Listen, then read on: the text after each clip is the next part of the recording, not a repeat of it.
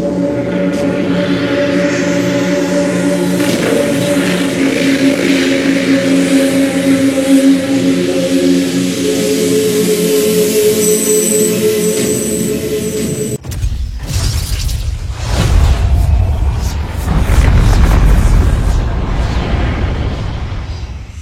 Central Podcast.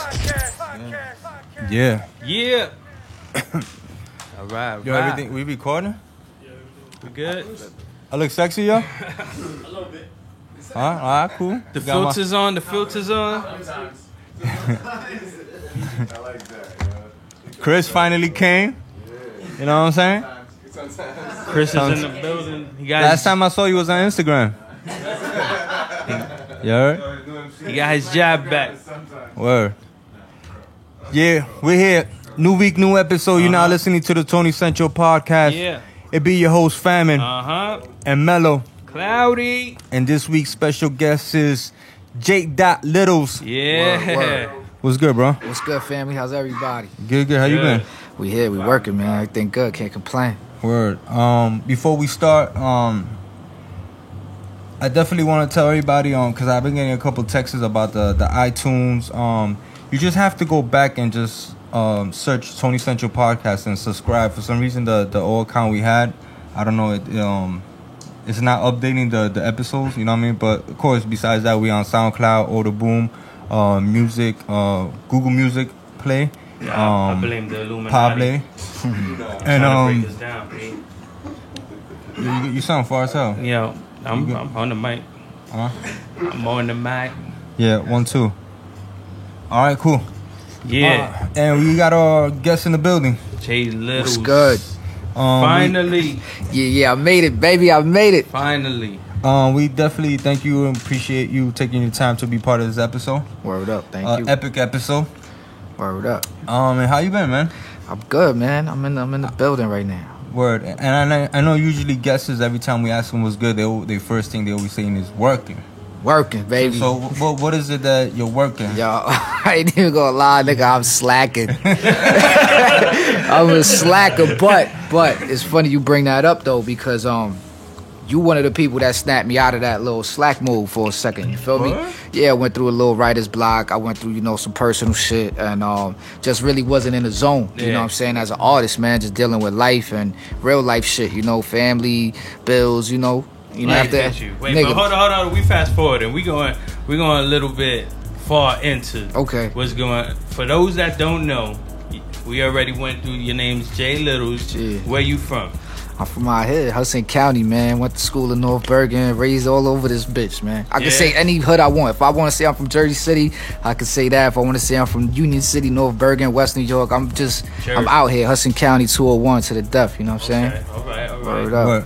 And for those that don't know who you are, how is that everything started with you with music? Oh, 4 years old, ain't even know English, fresh off the boat from Colombia. Backseat of my cousin's car, he put on Laws of the Underground. Chief Rocker came on. Motherfucking drums hit so hard, yo, that I was just like, son, I was hypnotized. I fell in love. It was like love at first sound. And that was the shit. first song that turned you on to hip hop. Yeah, that was the first shit I ever heard. That was a good start. Yo, that shit was nuts. I think I stole his tape, and I think I learned English listening to that shit. But word up. But yeah, man, Laws of the Underground, Chief Rocker, man. That was like my first start, getting introduced to hip hop. And then, just growing up in that era, growing up in those times, man, the culture, the community. I mean, this shit it became a part of me, you know what I'm saying? Yeah, and what actually got you into getting into the craft and starting to create and all of that?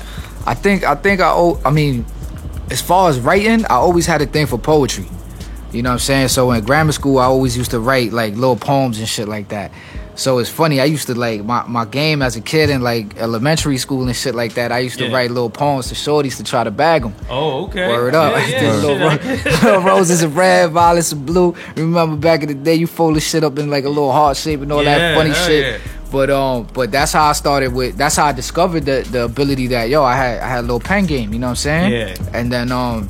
And then when Pun started dropping shit, Pun was the first one. Like after I heard Pun's flow, I was like, yo, this some old other shit. Yeah. I started, really dabbling into put my own lyrics and shit like that. You know what I'm saying? Who would you say is your first favorite artist? Like the first. I mean, my number one. It might be cliche or whatever, but I'll go with Nas. Okay. You know what I'm saying? But Why cliche though? I mean, just because he's a like top 3 legends or like top 3. He's in everybody's like top 5 and usually a top 3. You know what I'm saying? But you know what's crazy? Because I did forget to say when we introduced the podcast, we are on season 2, episode 36. Yeah. You're the first person that says Nas's favorite rapper. Oh wow, that's crazy. That's true. Yeah. Yeah. That's crazy. Well, I mean, We've had people say that he was one of their favorites, but Yeah, not but their, not like that's not my number favorite. one. Yeah. I mean, have you had a lot of people that come from like my era? Because I've been had a couple. watching the show and I noticed you guys are really doing a good job mixing it up. Yeah. You know what I'm saying? I seen a lot of new talent. I see some controversial clips on the gram y'all put up that I just be biting my tongue. I'm like, we what? gonna get That's into my that. family. We gonna get into so I that. would just keep it, I would just put my little emoji in there. You know what I'm saying? Yeah. But it's all love. Everybody's entitled to their opinion and how they feel. yeah. You know what I'm saying? Yeah. I can't knock nobody for how they feel. Yeah. If that's what you like, that's what you like. You know what I Yeah, mean? yeah. But And we got you here today, and you can say how you feel. I'm gonna talk my shit. You know what I'm saying? Right. Just before we continue, because I did catch, you said you were fresh out the boat. Well, I mean, just a term, fresh off the boat, meaning I'm an immigrant. I was born in Colombia. No, that's what I'm saying. Any connection with Escobar or anything? Nah. Yo, actually, my grandpa. Nah, let me stop. Yo, Colombian niggas especially. I'm Colombian. Colombians be like, yeah, yo, I'm from his hood. Yo, I know that nigga. Yeah, son. everybody's Shut connected. up. There was a Yeah. dude from out here. Yo, I don't know if y'all remember. He was claiming he was Escobar's son. Oh yeah, Yeah, yeah. y'all know That he him? used to Y'all rock know the him? Rough Rider chain. I don't know Oh, he what had a happened. Rough Rider. Yeah, tattoo, weirdo something. ass, burger line ass nigga. Yeah, yeah. Man. I don't know. I was just talking about shit. But yo, let me ask you a question. Hashtag. Do you remember the first time your first session, the first time you ever stepped in the studio? Damn. So yeah, I do. As a matter of fact, damn, you just brought it back. Chronic. Who remembers Chronic? Yeah, I Remember remember- Chronic? yeah. He Shout out to was on my Chronic. 24.1 on Mixtape. Chronic, Yeah. yo, Chronic. I forgot who even brought me there. I forgot who put me on the Chronic, but He used to mess with Infinite, right? I don't- Infinite. He was like more in the North Bergen side. yeah, he lived Yeah. by Swiss and Park. Prophecy. With Prime, Yeah. I forgot who brought me there, man, but I got introduced to him, and he had it like he was like one of the first dudes out here that had like the 8 dats and shit. Is it 8 track, right? 8-track. Well, there is a What was 8 they that recording is with back 8-track. then? This was like my freshman year, so we're talking like Well, both, because the 8-track is actually the board you record to, but the 8 that's where you save it at. right, You know what I right. mean? So he was straight analog shit. Yeah. You know, he had this set up in the basement, and there was just a lot of spitters there, man. They was putting a mixtape together. And just from being around, ciphering and smoking weed and drinking 40s and shit, they knew I could spit. They knew I had a little flow, whatever. Yeah. And they gave me the opportunity to get on the mixtape. Okay. And I mean, not for nothing, but I got a lot of great feedback. And I think my joint on that got a lot of attention. I got like, I don't want to say the most attention out of the whole project, but Yeah. it definitely started up the buzz for me, like in the community. Do you remember what's the name of that project? It was the Sharp Turns mixtape. Word. Sharp Turns mixtape, and I did a freestyle over the John Blazeby. Fat Joe's? Yeah, Fat Joe shit, Okay. and I kind of bodied that shit, and that shit woke a lot of people up. You know Okay, what so I'm saying? then from there, you waking people up. You on the mixtape. Your name is growing. Word. What was the next step for Jay Little? The next step was honestly from there, just killing ciphers. Like back then, it was like a lot of shit going on. I mean, just on the bus stop before the school bus come, in front of the bagel bar when I used to go to school, Yeah. cafeteria, football games. Okay. Just linking up with other cliques from other hoods and shit. Like I'm from downtown originally, Yeah. but GOW had a nice movement. Yeah, You that's know, the when brothers from Infinite, 26. Gabriel. Yeah.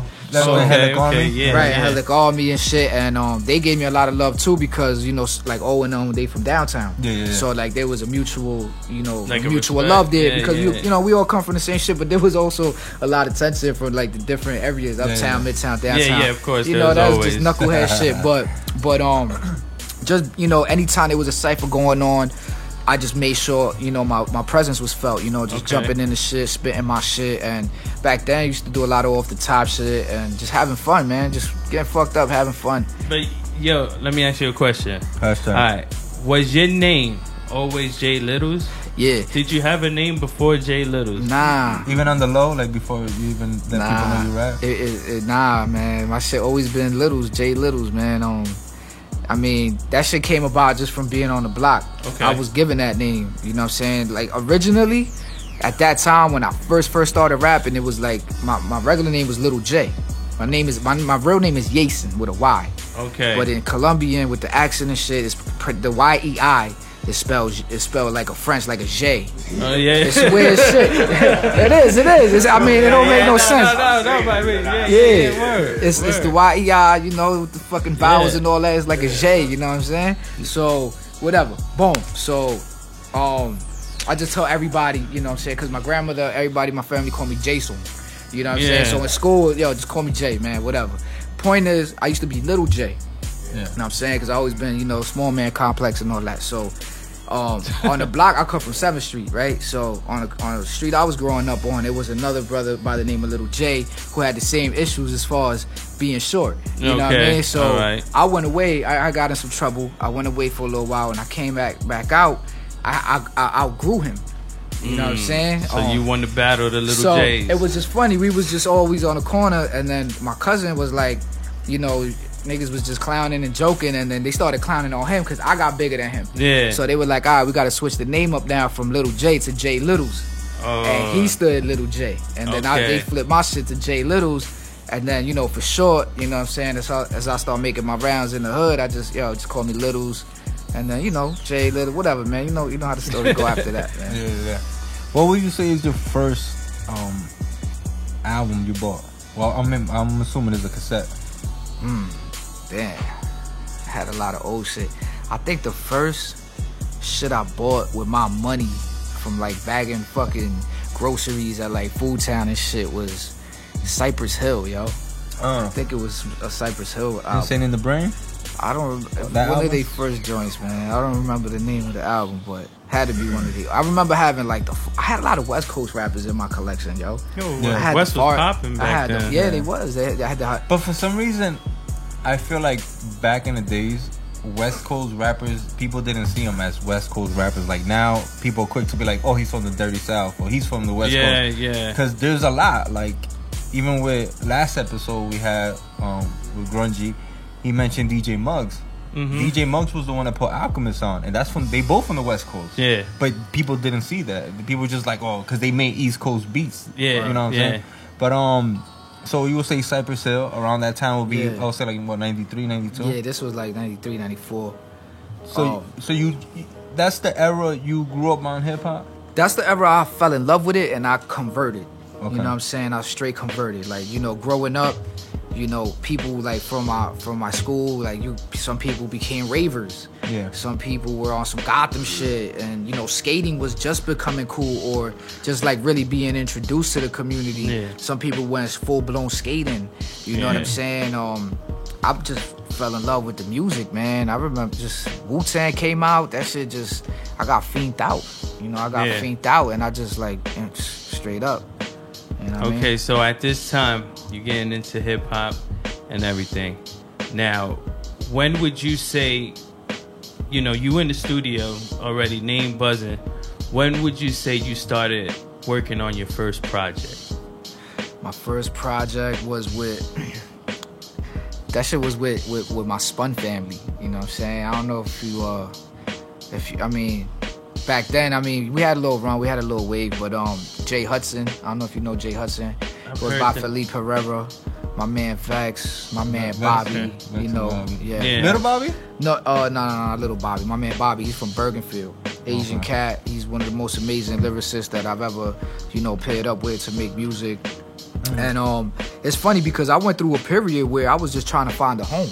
Yeah. You know, as far as like a actual spot to record at, cause Yeah. the shit with Chronic, that was cool. Like, you know, we clicked up, they threw me on the joint, but you know, I got caught up in my knucklehead shit, and you know, Chronic moved out, and you know, movements fall apart all the time. You see it happen all the time. Yeah. So for a long period of time, I was just trying to find home base. Yeah. I went to mad different fucking different little crews, like, yo, what's up? Let me rock. Like, Yeah. throw me in the studio, like, throw me in the booth. And everybody, like, around that time when Pro Tools first dropped, and anybody that had like one of the first recording setups, motherfuckers was being stingy. Motherfuckers was Yeah. like, you gotta pay, or this and that. And Members at that, only. Right. And at that time, I really wasn't bubbling. I didn't even have yeah. a little 40, 50 an hour. And you know, so whatever, you know, I kept on doing my thing. Once my pockets got right, then I really started digging, and then I bumped into these brothers. They had a movement called Spun. Okay. And they had a real beautiful studio they was renting out. Actually, the owner of it got a spot downstairs now, but the point is, they welcomed me with open arms. Okay. You know what I'm saying? And you started working on your first project? Yeah, it was a collective. It was a group we would call League of Nations. Okay. You know what I'm saying? LON. And that's But you was still solo at that time? We were Or you was... I was like actively we were a group, but everybody was focusing on their solo projects as well. So we all had solo shit, but the first shit we dropped together was a mixtape. It was just called like the Spun mixtape, whatever. You know what I'm saying? It was me, my man Bobby, my man Reggie. Bobby's Asian, my man Reg is black, I'm Hispanic. That's why we were called the League of Nations. Yeah. You know what I'm saying? Sound like a wrestling team. Yeah, it does, like Legion of Doom and shit. Yeah. But it was a good little movement. It was a good little project. You know what I'm saying? And as we, you know, grew a little older, everybody, you know how this shit happen, And you man. split ways. I split ways. I stacked up my bread, put my own shit together, and then just... And at this time, you putting your own shit together, you start working on your first solo project. Right. And what's the name of that project? So my first official solo project was the Respect the Grind mixtape. Okay. All right. Respect the Grind mixtape. That's someone with the cover with the liquor and all that Yeah, stuff. had the liquor, had a little DVD shit, a couple rhymes. Yeah, that was my first official project. Then we did Respect the Grind 1, we did Respect the Grind 2. In the Nice. process of that, I reunited with my LON brothers. Okay. We dropped another mixtape on the Grind City. You know what I'm saying? Because that was like after Spun. Yeah. What happened was after Spun, like that shit kind of fell apart. That movement, people weren't seeing eye to eye or whatever. I just bounced. I did my own thing, but I actually got locked up, so I had to go away. I had to do some more time as an adult. Okay. You know what I'm saying? I was gone for like 36 months or something like that. When I came home, you know what I'm saying, I clicked up with my fam. That's 3 years, right? That's about 3 years, yeah. Now the reason why I say is because most of the people that like get locked up, you guys always throw crazy numbers and you make other people think like, I did 56 months, 13 days. Then you gotta be like, okay, cool. So this is it should be that terminology. what year? From what year to what year you say you got locked up? 2005, I got sentenced, and I didn't come home permanently till 2008. Oh wow. Yeah. Okay. So when I came home, I got introduced to, you know, my man who put the Grind City shit together. Okay. He brought me in, and I put that whole shit on my shoulders, man. Carried that shit, you know what I'm saying? Yeah. And, you know, we had a nice little buzz. We made some noise. You know what I'm saying? And Well, I'm gonna definitely tell you one thing. As far as the Grind City thing, I used to see y'all together deep, Right. like 10, 15 of y'all. And what was so dope and that I loved and respect about it is that you guys all will walk in a place together with varsity jackets, with the logos. And it's like, I feel like when people see that, sometimes they don't even know who's the main dude. Yeah. You know what I mean? Yeah. Because it's like it's a movement. Squad is. You know what Squad I'm up. saying? yeah. And another thing that people will always talk about you highly about is that when you started working on your solo shit and releasing videos, he was like, yo, that's Jay Littles, his videos on Worldstar. So like from around the area, you're like one of the first people that put your video on Worldstar, and a lot of people went crazy when you did that. You know what I'm saying? Yeah. The video I remember that on shit. Worldstar was off of that first The Respect the mixtape? Grind shit, yeah. It was off the heat. I think the first vid I ever put up there was it was either the Heaters freestyle or which was on a Woo beat, Yeah. or it was another joint that my man Arturo shot for me, which was my first video that I ever shot. Dude was nasty, yo. Coming Yeah, home, He yeah. did a lot of Royal Line Mafia. Yeah, shout out to Arturo. my man Muse and shit. So He's still doing videos? I haven't seen a nah, I don't think so. I mean, I know he still got it, but I think he's just more behind the scenes doing some photography shit, you know. But yeah, I was definitely one of the first people from this hood to put up some shit on World Star. Yeah, I was so dope. You know, we put a couple joints up there. We put up like 2 or 3 joints. And World Star shit was so weird because it was like straight hate. You could have. Let me ask you a question. Hashtag. All right, you put your joint on World Star. Did you read the comments? Yeah, of course. No, never, Yo, never son. read the comments. Nah, son. Yo, was it life shattering? Did it Nah. break you down? Yo, because I read comments, bro, and they go in. they go they hard, Especially my people nigga. that like you never heard of your life. Like they go bro. for the kill, like straight Try to end your one-liners, career. just try to kill your soul. Yo. I seen some chick that she put a video like freestyle and she was killing it. Yeah. And one of the first comments says, "Yo, is that a dude?"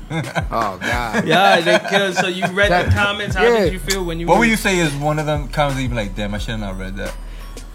I heard the dumbest shit, man. I heard the one thing I can't say the N word. It was like he got no right to say the N word. There was a whole Yeah. whole thread on that. Oh, damn. Just I can't even remember. It was so long ago. But I mean, on a good note, I did have people, Yeah. you know, showing love Yeah, and yeah. actually engaging in like an actual like argument, Yeah. like yo, you dumb fuck, you don't know what real hip hop is, Yeah. or you don't know what good shit is, or, like, you know what I mean. I had people, you know, coming to my Now, defense. I'm glad you said that because you mentioned real hip hop. At this time that you put out your first project, you put out the video. Did you feel as an artist, Jay Littles, did you feel like you found your sound? I did. I honestly did, yo.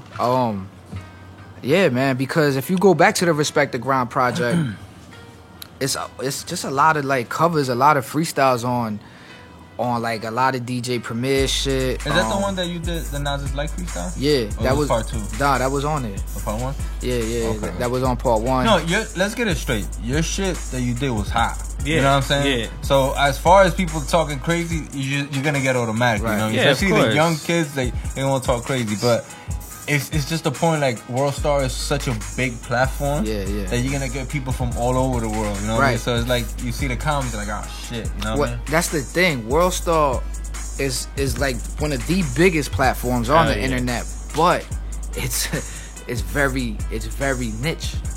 You know what I'm Okay, saying? okay. In the sense of it's very millennial. It's very like Trendy.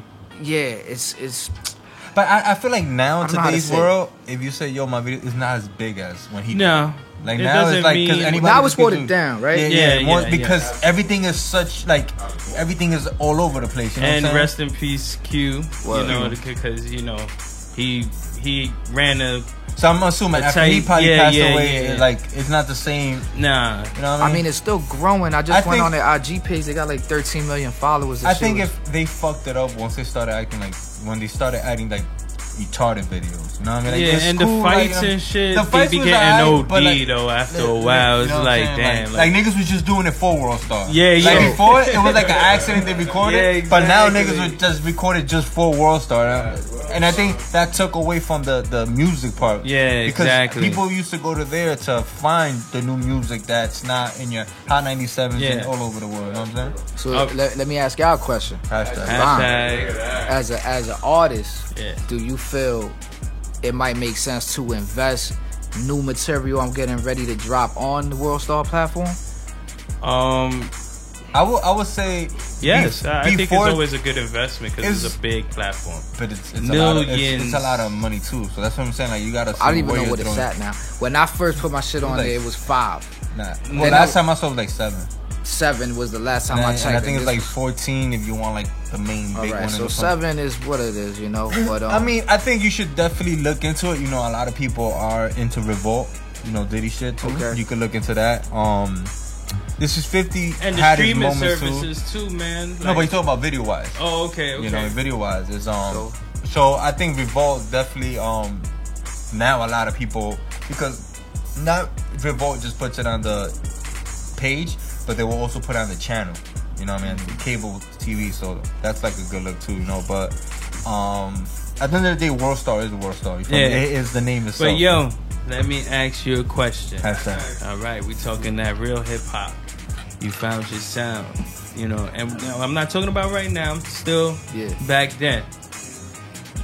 At this time, what year more so would you say you released that first tape? The Respect the Grind? Yeah. Like 13? Yeah, like 2013? No, I think it might have been like maybe 2010 or 11. All right, so 2000. All right, so let's just say 2011. Because I remember, you're not for nothing, that little time is like me and Red was everywhere performing. Yeah, we was would bump heads, you know what I'm saying? Absolutely. So it was like you with your people that come with Red, and I used to see you all over the place. All right, so 2011. Yeah.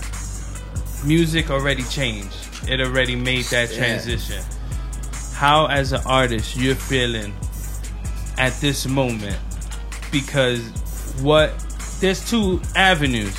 There's mainstream, and then there's hip hop. What people would say, the real hip hop, underground, and all of that. Where would you say your mind was at as an artist? Did you feel like you was in a position that you had to compromise as an artist because the sounds was changing from what we grew up loving? Yeah, I was. It's weird. That's a good question, man. Like around that time, I think what I was doing more was absorbing the evolution of it and the culture shock. You know what I'm saying? My bad. It's just niggas pass blunts after blunts like it's high. But niggas that don't smoke, I see that amazing. But yo, fucking I think at that time when you did that, my bad to cut you off. I think as far as like the South, they were testing the waters. You know what I mean? Because that's when, if you think about it, that's when Ross dropped. They call me Big Meech. But Cash Money was already out and all of that. Like, it was already going crazy. But I still feel at that time, it was when Drake started bubbling. Drake wasn't really... Because Cash Money was always Cash Money, but let's be honest. When they had Nicki and Drake, it was when they took it to another level. But Wayne was... Don't sleep on Wayne, bro. Please. Yeah, but that was that time. Yeah. All right, you want me to be honest? I don't see Wayne as a Dirty South producer. I'm sorry, after what he do started... you see Wayne as? All right, if you listen to Carter 3, those beats don't sound trap the way it is now, dog. You have the Carter joint with Jay-Z. That's like it's like East Coast. I'm not talking about where he's from. I'm talking about the sound. Once he started doing music with Dipset, his shit was starting to sound East Coast. Because Gilly was around him and all of that. Yeah. Hustle music. All right, so but the South was... They started taking over actually around that time. Yeah. And they so really did, that's why I'm asking you as an artist, because I know it comes a time that you have to say, all right, am I making this for the money? Right. Or I'm making this for the passion? Right. For the love? Right. Where were you at as an artist? I think where I was at, I was just trying to get the wave, get the buzz, man. You know what I'm saying? Like, but what was the end goal? What was success to Jay Littles? End goal was the following, man. You know, definitely, I ain't gonna front, like, yeah, man, just getting on, man. Whether it was mainstream or whatever the case, because I was playing with shit. Like, if you remember, one of the joints I put up on World Star was a cover off that Lloyd Banks shit. Yeah. The which was it? The fucking the shit with Swizz. Damn. The Beamer Benz and Benz. Nah. East Coast was Beamer, like New York was kind at that time was kind of on the way out. Yeah. There was still a couple niggas holding it down, but like around that time, like Red Cafe was making noise. Yeah. You know what I'm saying? Like, so it was in a weird place. French was kicking in little by little. So but I think sound still South. Though. I think that's what was like a main goal. I don't want to say an end goal, but it was just kind of like, yo, I think I want to be that nigga to fucking bring back that East Coast shit. Mm-hmm. I want niggas saying like, yo, that nigga Little's holding, you know, Jersey down, New York down. You know what I'm saying? I think that's what the shit I was aiming for was. You know what I'm saying? But I did a lot of shit wrong. I focused too much on touching industry beats. Didn't have enough consistency. You know what I'm saying? So there was things working against me, but at the same time, it was just, you know, like you said, finding my sound was everything. And maybe at that time, I really still didn't have it fully locked down like the way I do now. Yeah. You know, now I'm definitely certain, you know, and what my sound is like, and I'm still experimenting. I'm still fucking around with, you know, trappy shit, but like boom bappy trappy shit. You know what I mean? Just to get the attention of the younger kids. You know what I'm saying? Yeah. But But I know where I'm at. You know, I know where my heart is at. I know where my best music comes from. You feel me? Okay, now, do you feel, as an artist, there's a disconnect with our era? And you can say old heads. you know, I'm not gonna say old heads. 'Cause that's violating. I don't feel offended. I don't feel offended. The old heads and the youngins. And you know, with today's youth and our era, Big disconnection. There's a big generation gap, man. It's just like, it's a disconnect at the end of the day. You know what I'm saying? They don't fuck with our shit. We don't fuck with their shit. And it's And why do you think that is? Do you think it stems off of competition, or like what from your view? Why do you feel there's a disconnect? Because I don't want to put the blame on maybe some of the pioneers that paved the way for hip hop to get to this level. Yeah. But I don't see a lot of passing of the torches being done. You know what I'm saying? Very good point. I don't see that. Yeah. I feel like Because they're still creating. They don't want to let it like they don't want to let go of that passion. But this is pass the torch. This is the thing, yo, and I'm sorry, this don't gotta do with hip hop. It gotta do with wrestling. Yeah. But I see it in wrestling, for example, like a person like The Undertaker, right? Yeah. Legendary, right? Yeah. He's a person that he's a part-timer. He'll probably fight twice a year. Yeah. But when he comes, he makes sure whoever his opponent is going to be a youngin to put that wrestler over. Yeah, You know what I mean? yeah. You got to understand, at the end of the day, Undertaker, you cannot erase that. Yeah. You know what I'm saying? Whoever he fights, he's going to put them over. They're gonna sit down and be like, I fought the Undertaker. So that's the thing about hip hop. People feel like, all right, It's funny. The only person that's done that, sorry to cut you off, is the person that you consider your number one, Nas? which is Nas. Well, when check he this passed out. the torch to Dave East, So- really, like, So peep it, right? Speaking on the generation gap, right? yeah. You have a lot of fucking terrible music that doesn't make any sense coming out. That gets fucking on major platforms. They get major record label deals. Like, lot. whatever, right? Yeah, but they're dope songs, man. Like, they feel some good. No, They some feel of the good. shit is necessary. Some of the shit be necessary. No. They're fun. Some They're of fun. the shit does really not make Yeah, any no, sense. that's not everything. You feel I'm me? not gonna say No, it's okay. everything's Listen, dope. I'm in your side. Right. Go ahead, talk. No. But I ain't gonna front. Not all of this shit is horrible. Some of this shit be really catchy. You'll catch I catch myself in the club turning up to it because you know what I'm saying. Whatever, you can't Liquor and bump all that. Common in the fucking club like all the time. You feel Yeah, me? yeah, Like you're conscious, right. powerful shit. But point that I'm trying to make is right. If you take some of what artists are selling the most records right now out of the newcomers? Kendrick, J. Cole. You got Logic, Joey Badass. That's spitting. And they spitting. Yeah, And they making dope music. Yeah, but yeah. however, do the math, right? I'm not taking nothing away from them because I think they deserve, to be where they're at. They make great music. But Hove put on J. Cole. You know what I'm saying? Yeah. That was the first artist to rock Nation, like one of the first artists. Yeah. And Hove went hard with him. You know what I'm saying? And Cole found his sound. He had the ability to be versatile, put out some commercial bangers for the album so the label could push it, but he found his sound. Yeah. Cole didn't blow the fuck up into his own shit until the third album. Yeah. You feel me? You're right The about first two albums, he was still under his, under the label shit. Yeah. Third album, he just did what he had to do. You feel me? And the fourth album, now this, he go anywhere. Like he's solidified. He's gonna be around for a long He time. made himself, basically. Right. Yeah. Same thing with Kendrick. Yeah. Same thing with Joey. They're real boom bappy. You know what I'm saying? Not so much Kendrick, but they had wild torches being passed down. Yeah. You know what I'm saying? A lot of people don't know. Who has the torch to Logic? Yo, you know what? That No ID. Okay. No I ID. can see that. No ID. Yeah? Yeah. Yeah, that's I don't know if crazy. he I passed the didn't know torch saying, but the No ID had a lot to do with Logic being on Def Jam. Even but if he was behind him, that's Yeah. actually somebody. Yeah. that And that said, I'm pretty yeah. sure that's no ID because he's not the type of person to be in front of your face. He's more the I'll Yeah, be in the yeah, back. yeah. Like if you don't shout him out, people don't know who he is. You know what I'm saying? Like, Exactly. But it is true what you're saying. I definitely think. But that's what you're mentioning. That's more if you think about it, the East Coast. Because the South really don't care if you do that or not. They just do what they gotta do. Yeah, they just doing their own thing. But yo, let me ask you a question. First, Right? Would you say that there's an age limit in hip hop? Nah, I can't say there's an age limit. You know, but when I say that, I'm not saying it in the sense of being on already. Being LL Cool J, put 30 years in and you're 50. Like legendary shit. Yeah, no, not that. I'm talking about you being 35, 36 and still trying to pop. All right.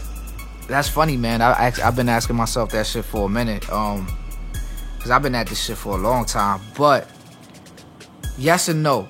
If you don't mind me asking before you answer this, sorry to cut you off. You good. How old are you? I'm 33. You're 33. Okay. All right. So you on the third floor. Yeah. So where? That's how we do it. That's how. Floor, yeah. Lord. How many floors this shit got, my nigga? You're the second person. Yeah. Last week we went through the same thing. We'll do it like this. When we say the floors, is the front number of your age. Yeah. So if you're 40, you're in the fourth floor. Yo, we're gonna edit that shit too, y'all. So it's to be honest, when it comes to with hip hop, like you can't be 45 and trying to start your career today. Right. You know what I mean? So that's what he's trying to say. Like, do you see an age limit when it comes to music? You know what I mean? Like, all right. So I don't see an age limit in it, but there's a clause in that. You feel me? Okay. I'm gonna be 100. Okay.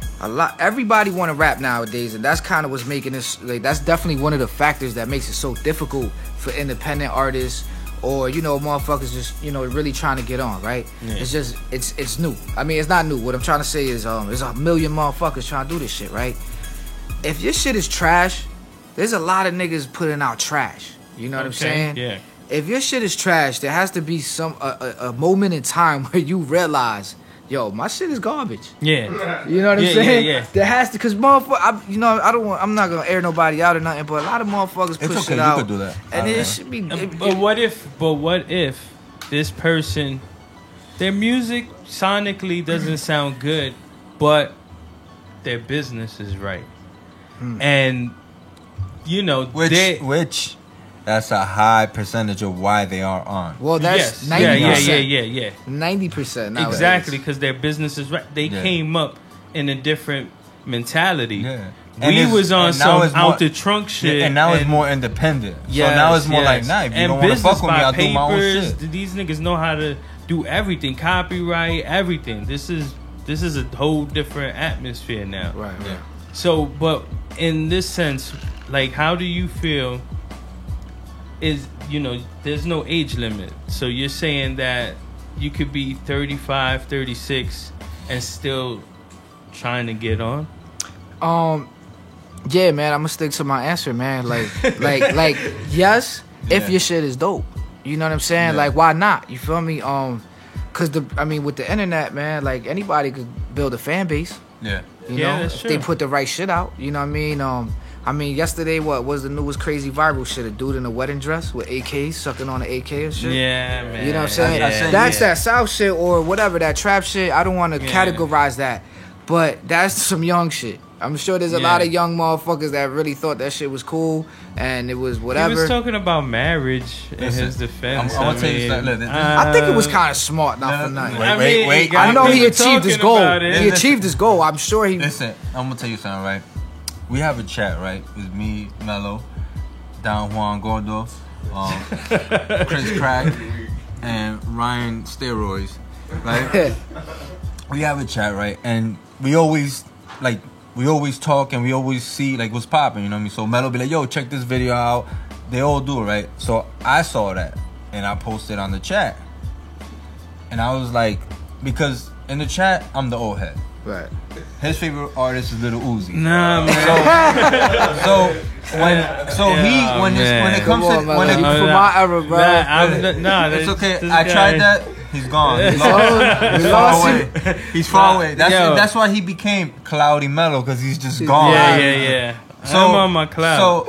So he'll put something up like, yo, and I ain't gonna front. I listen to it and I'll be like, it's whack. Or, yo, you know what? This shit is pretty. There's some songs that he put and Juan put. I'm like, okay, I could listen to this. Some of them I'm like, I'm sorry, I'm trying to give it a chance, I just can't. So I put this video on the chat and I was like, listen, dog, coming from whatever you want to call me, I don't know what the fuck is this. Like a nigga dressing.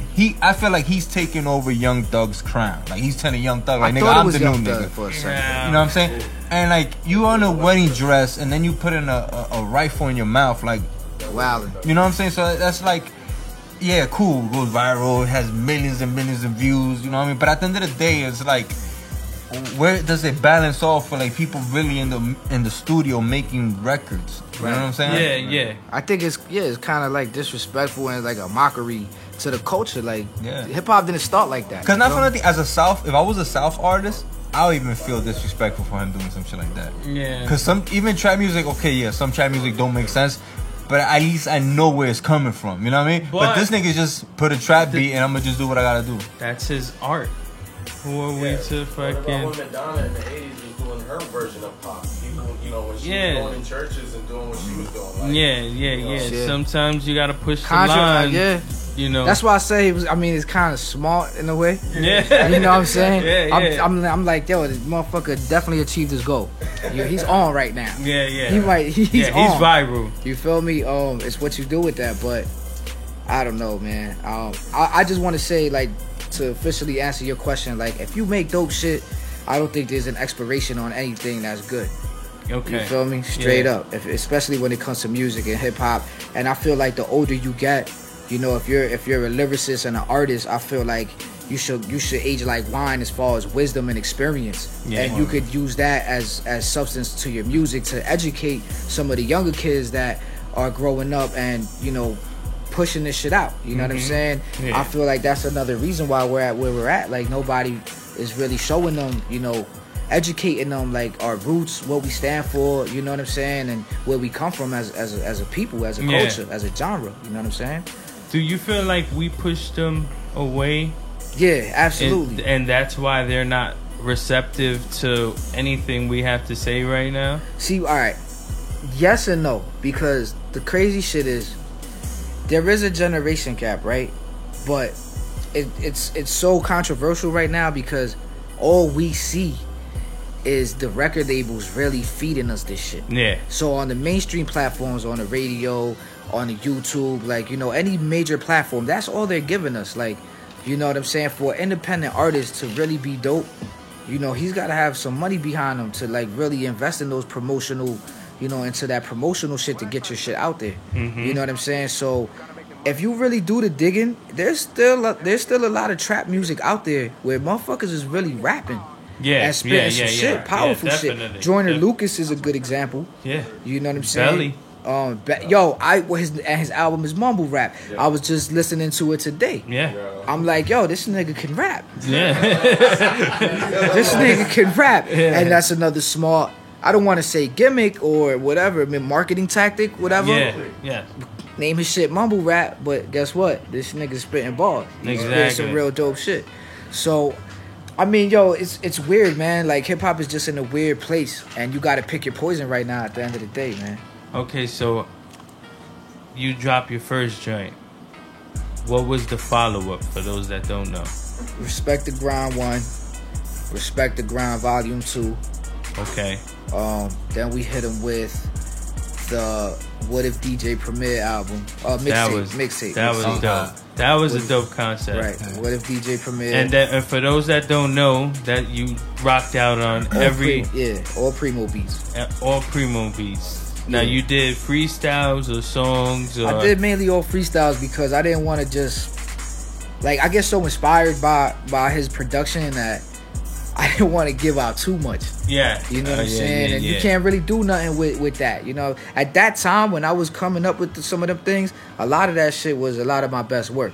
And that's what pressure. There's pressure right there. To jump on them shits. And the whole Absolutely. tape of Primo joints. Yeah. But if you get it, Right. you know what I mean. There's a good feedback. Did you get a lot of good feedback over Yeah. that? I remember I used to see you on Facebook and you'll post like, yo, we'll put me a BS Rock on. And mad people would just put mad. I found some records. gems that I didn't even know off of doing it. Seen It All. Yeah. Oh, that's Seen It All.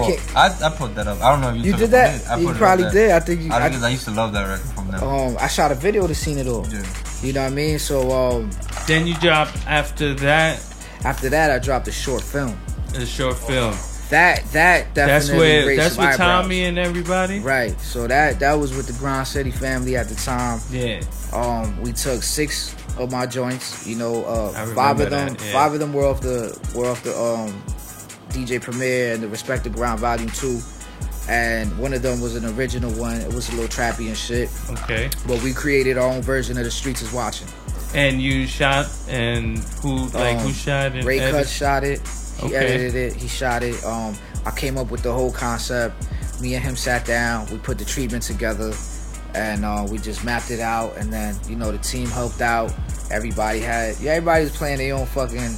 Everybody's playing themselves at the end of the day. You know what I'm saying? But it was just dope to be able to do that. It took forever. It was a lot of work. You know what I'm saying? Yeah. How long was that process? It took over like a couple of months, just because of the gaps we took. Like we'll hit a roadblock. Weather changed on us. We started shooting that shit when it was nice out. Then it started snowing, and you know what I'm saying. So it was just a lot.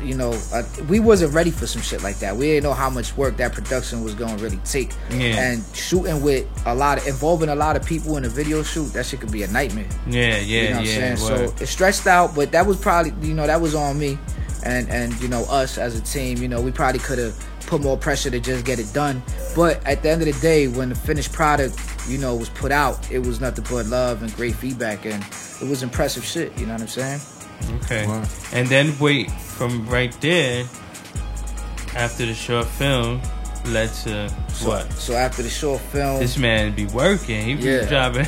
after the short film, the Grind City shit kind of slowed down. We had some problems. People went their own way, and then I had to re-evolve.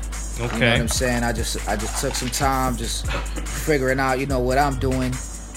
In the mix of that, like Grind City wasn't dead, but it was at a standstill. Like I didn't have an engineer. I found myself in the studio by myself all the time. Money situations was, it was hard to keep the fucking lights on in the studio. That shit was like $700 a month, and it was a difficult time. But in this difficult time, the 90s hip hop junkie movement, blossomed, and I was brought into that. You know what I'm saying? Yeah. I was brought into that, and we here now. You know what I'm saying? So when that came about, everything just got a little more iller, a little crazier, and actually just a lot more work too at the same time. Wait, hold on. All right, so hold your thought right but there. Before we continue, let's take a break. Yeah. We're gonna stretch it out. We're gonna be back Cloudy on the time. Tony Central Podcast, Season 2, Episode 36 with J. Dot Littles. Shout out to DJ Kenny Maneuver on the mix. Yeah. We'll be back.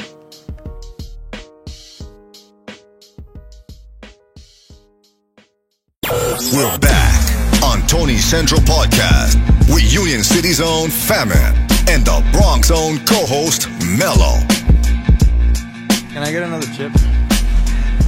Yo, there's chips over here too, yeah? Huh? There's chips and dip if you hungry. Oh, chip and dip. We upgraded. No, I'm good. Not today, right? Do you see how my team is working though? Chips, dip. Yeah. Oh my God, yo. Chris is trying to be gas, Just baby. in case I didn't tell you guys, I love you. Cloudy. Hey. Yeah. The button's pressed. Yeah. Say it, family, man. Sneaky. You just caught a sentimental moment right now. We back on the Tony Central Podcast, Season 2, Episode 36. Almost choked on a chip. Ooh, is how I rap? Rhyme. Bars. Only old school niggas do that. Still drinking that vodka. Jay Littles is still in the building. Yeah. He ain't leave In the us building. yet. He ain't leave I'm yet. on my second cup, man. Yeah. You gonna High off the contact, man. Word. Cloudy. Contact. So, one thing we were talking about before we went on break. Well, before I continue, shout out to Kenny Maneuver on the mix. Yeah, word. Shout out to Straight Fuego Studios. Word. Ephraim, where you at? Ephraim's on tour. Yeah, he's on without tour. doing Shout out to music. Ephraim, man. Without doing music, he be on tour. Yeah, he takes yeah. pictures and just he puts the location on he's purpose. still handling the vocals though. He's doing his thing. Yo, shout out to everybody in the building too. Well, we got a whole crowd here. We got Khaled, Yeah, not my the DJ, Cloudies but with in the here. kid. We got Chris, came back. He was lost, Chow. Yeah. Ryan Welcome Stereo. back. Stereo. I said stereos. It's double R. Stereo. We got freaking Rue Blaze, aka I'll Be Cooking. I'll be cooking. Hey, Cloudy. So Yeah. before we went on break, then it should taste good. You started mentioning that I don't know. You said you joined or the whole 90s. So 90s hip hop junkie. How that started? My man popped that off. Okay. My brother Jordan, you know what I'm saying, lifelong friend, family. Damn near my brother from another mother. Okay. He popped this shit off, man. You know what I'm saying? He created the page, the concept behind it, the name. You know what I'm saying? And the whole science behind it, man. Just, you know, fucking posting videos of classics and shit we grew up listening to. Word. And before you know it, the shit just started. That shit just caught fire. You know what I'm saying? Yeah. It's found its own market. Like it's like the name and what he was doing. Just if it was magnetic, it found the people that wanted that. You know what I'm saying? He didn't do nothing crazy. He's just smart dude, got great taste in music, and popped the shit off. So one day I'm home kicking it. I had just dropped the Nas Is Like video. Okay. That's one of the first ones that went up on World Star. And long story short, I'm on my phone just kicking it back, and bang, just start seeing mad followers come on my shit, mad comments, and I'm like, yo, we did it, we made it, yo, shit, I'm on, son. Boom, it's called mad followers real quick. I was like, what the fuck? And then I get the phone call from my man, and he's like, yo, da. I got the call from Jordan, from Jordan's cousin. My nigga Mello called me up and shit. He was like, yo, Mello? no, my other nigga Mello and shit, man. There's a couple of us. Yeah. But I'm Cloudy. So he put me on. And he was like, yo, fucking, yeah, this nigga just threw you on the page, this, that, and the third. And then me and Jordan chopped it up, and I was like, yo, like, he was in PA at the time. You know, I was like, yo, this shit is ill. I would definitely love to help with this shit and whatever. Sorry to cut you off. At that time, I know you say he's your man for a long time, but for some reason, the way you're saying this is you guys wasn't talking at that moment? Nah, he was living in Pennsylvania. Okay. He moved out there to do some work and shit. So he was living in PA. I was out here in Jersey, and I hadn't seen him in a while. He had been over there for a while. He was working. He was running like a phone store or some shit. And long story short, we reconnected. He always been like a day one. Like he was literally one of my first supporters, one of my first official fans. Like one of the first people that, aside from like people that grew up on a corner or I went to school with, he was one of the first niggas like, yo, you got it. You got what it takes. Like you can do this shit. Man. And yo, it's just crazy. Like he created my fucking Facebook page. He created my MySpace page and shit like that. It was just some weird shit. And then boom, he pops this shit off, and then he's like, boom, let's get it. So what is it from the whole 90? What was the full name? 90s hip hop junkie. Okay. What was it that caught your attention that you said, yo, I would love to be down with this? I mean, because it's my sound. It's my heart. You know what I'm saying? So it connected with you as an artist. It's my heart. It's like, you know, I never really evolved with it, with like the way the music evolved. Yeah. I never really was like full, what's the word I'm looking for? Like, I never just jumped on it. You know. Wait, hold on. I gotta let me correct you, because when you say that, it sounds like you're saying you didn't move with the times. All right, yeah. And that's kind of a bad thing to say as an artist, because I mean, even LL moved with the times. You know, he adapted until right. He couldn't adapt no more. He making Hollywood money, but he knew how to. Facts. You feel like you didn't adapt with the times, though? I didn't want to. You feel me? It wasn't. Okay. It wasn't. I mean, me. I respect that though. As an artist, yeah. The thing was, there's like, from my analysis of the sound and how it started evolving, like it was just a lot of auto tune. Everybody was just auto tuning and singing, and that's not me. You know, I tried it, I fucked around with it, and I was just like, whoa, like this shit don't even sound like me. You know what I'm saying? I can't do this shit. So, you know, I wasn't with the auto tune shit. I wasn't with the singing shit. I'm not a singer. You know what I'm saying? God didn't bless me with that. You feel me? So I didn't really want to try singing. And then, you know, I'm just so from that cloth that the beat selection and the way the beats are what's the word I'm looking for? Like quantized, and you know the way that sound is, it didn't like I like soulful shit. Okay. So You like samples and yeah, I like sounds. samples. I like soulful shit. I like jazzy shit. I like hard drums. Some of the trap shit be fucking super fire. Like for example, one of my favorite trap beats is the fucking Molly Percocet shit. Okay, But it has a really dope sample in it. You know what I'm saying? If you really listen to the drums outside the quantizing and shit, it's got the boom bap. You know, it's got a little bit of What, the. what song is that? That's the future. You know, it's Future. Molly Percocet. Molly Percocet. Chase Yeah. That's the one. That's the one with Amber Rose in the video. Okay, No. yeah. So- it has that violin. Right. Yeah. So what I'm really trying to say is I do understand what you mean by like didn't adapt with the times, but it's more like I didn't want to because that sound didn't really inspire me to create.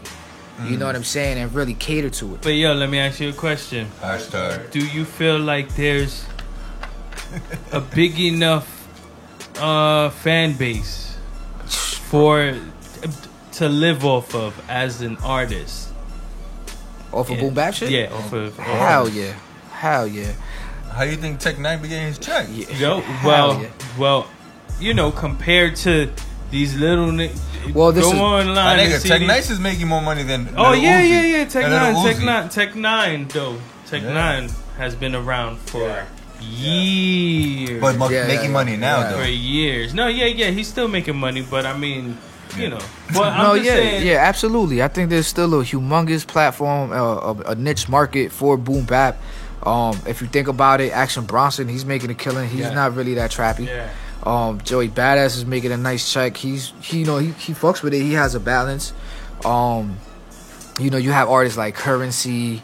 They're still touring. Like overseas is fucking. Yeah. Overseas is where it's at. You know what I mean? They embrace hip hop a little differently. Out here, the way I see it, as far as like a culture and where it's at in 2017, Yeah. is a lot of just trendy shit. Like shit, Okay. niggas just fuck with shit that be trending. You know, it's more Yeah. it's more followers than trendsetters now. Yeah. Back when we were coming up, you had to prove yourself. You had to, you know, really Yeah. come with some talent, come with Yeah. some shit. Now motherfuckers just, you know, fashion could get you on. You know, True. You rocking Supreme and fucking colorful braids and shit like that. You know, and tattoos on your face will give you a look and make motherfuckers wanna, you know, that's the interest in yeah, you. it's about catching the eye now and getting the attention. Now it's a popularity contest. Right. But you know what I'm saying? It's weird now. You know what I'm saying? But Super weird. not all of this shit is bad though. You know what But I'm is saying? it weird because you don't understand it? Maybe we're out of touch with what's. Wait. You're not gonna tell me that wearing a dress So in a video is I want popping. you to help me understand it. That's I not mean, popping. no, I'm Young just- Thug wearing a dress in a video. It's not pop. That's popping or that's fashion. But Like, listen, you get away with that. listen. You're talking about it. You're talking about it.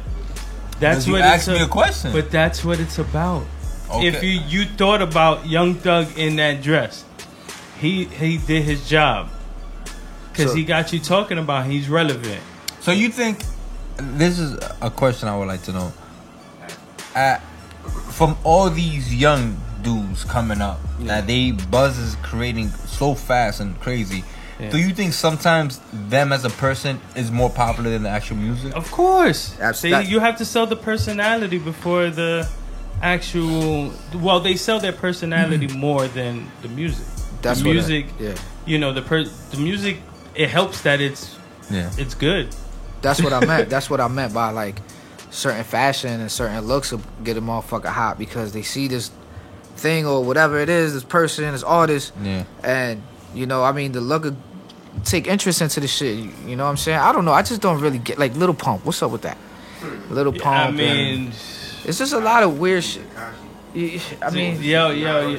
But I Well, just these- found out about him today. Well, these and the dudes introduced me to some Chinese dude, isn't he? Or With the Mexican? 6'9"? Yeah, Mexican 6'9", dude. 6'9". Oh, we gotta watch out because they look like they You talk about gangsters the and dude with crazy. 6'9" on the I side. get shot. Yeah. But yeah, them dudes. And like, he's lit. Yo. He's lit. on Yeah, fire. he's lit. And he's lit overseas. and he's from Brooklyn, bro. You gotta wanna know show how love lit to he him. is? Look what I did.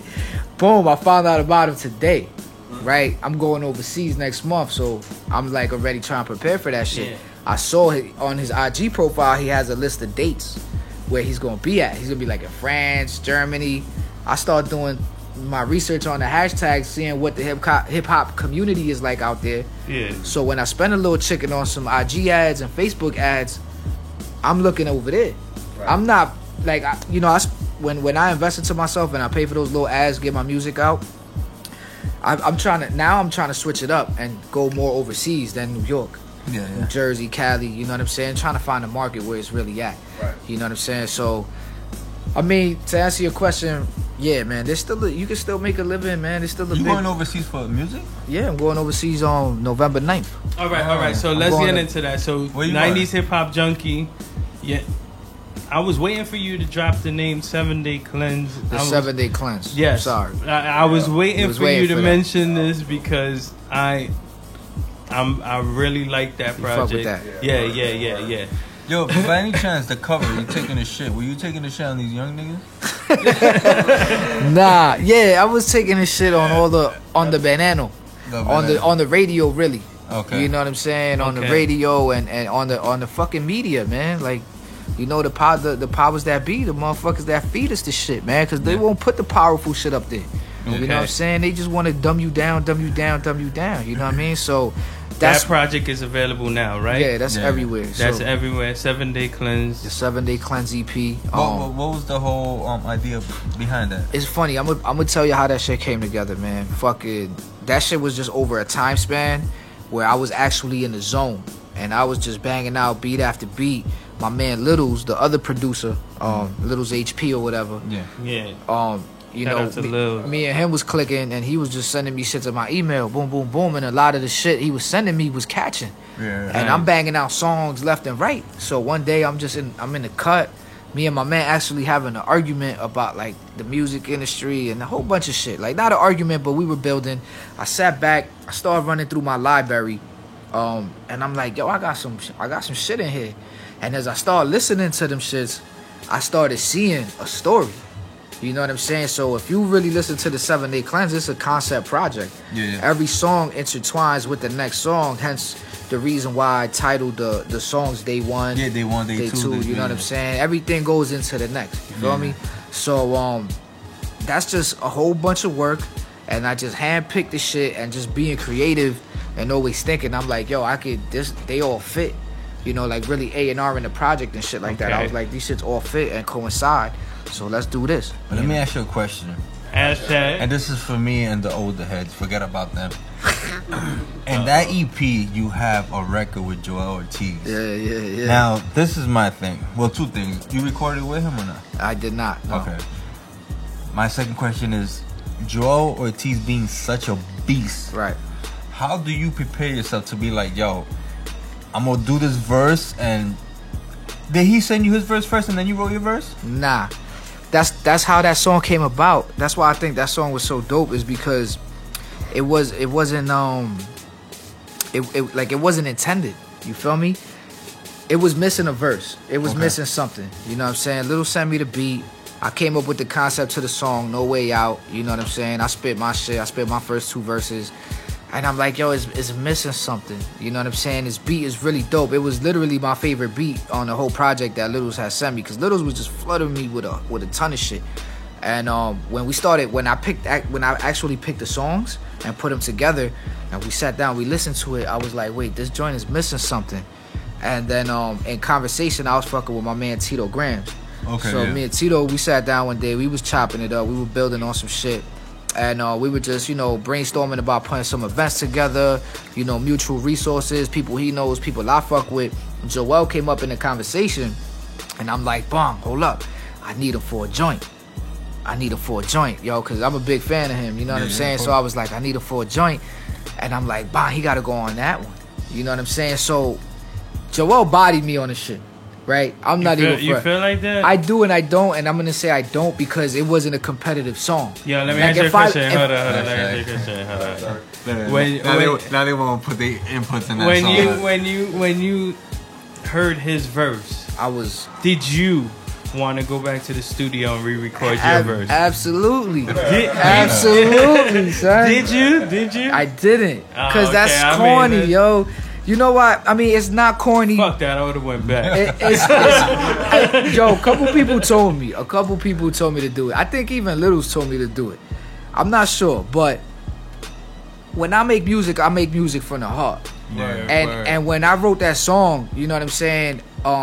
It was around the time when there was just a lot of shit going on, like, you know, with the police brutality. Remember, a couple years ago, we had a little time span where it was just bodies after body, cops killing people every fucking other day and shit at one point.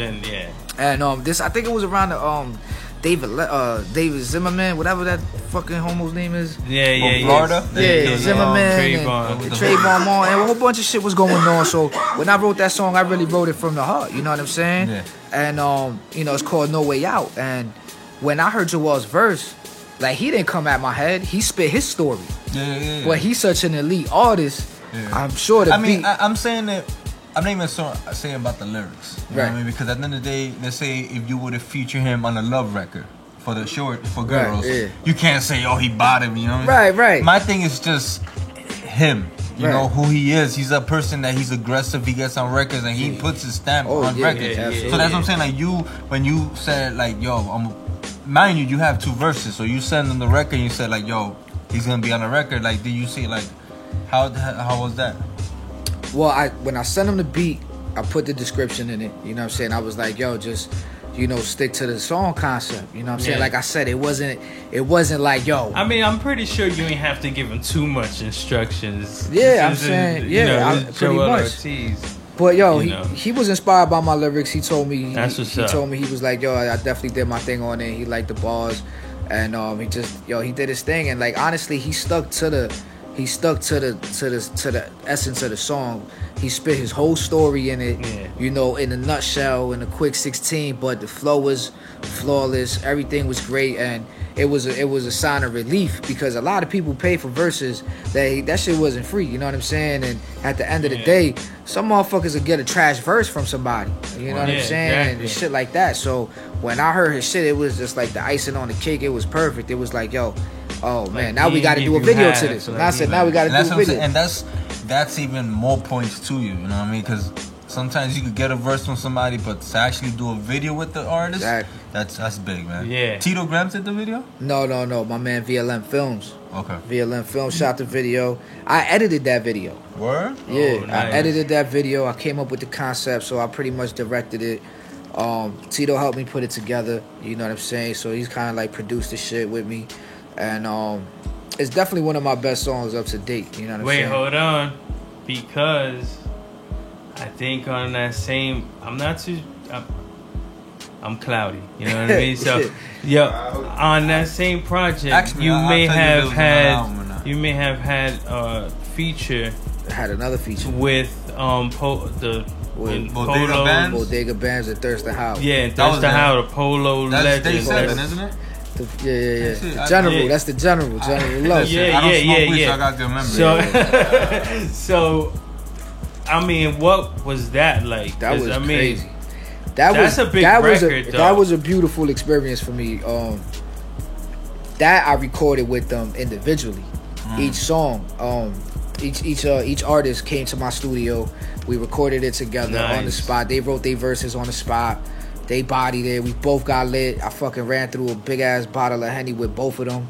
And we had a lot of fun creating that shit, man. How is Bodega Bands? I feel like he's very underrated. Yo, let me tell you something. I just seen an interview with him recently. He lost mad weight. He's focused. And he's about to pop now. Yeah, he's on TV. Because he's doing this series.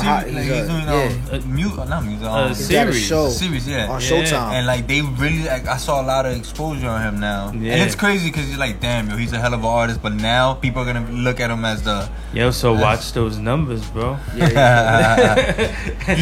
you still talk to these people? I see some of the Tamboy family here and there.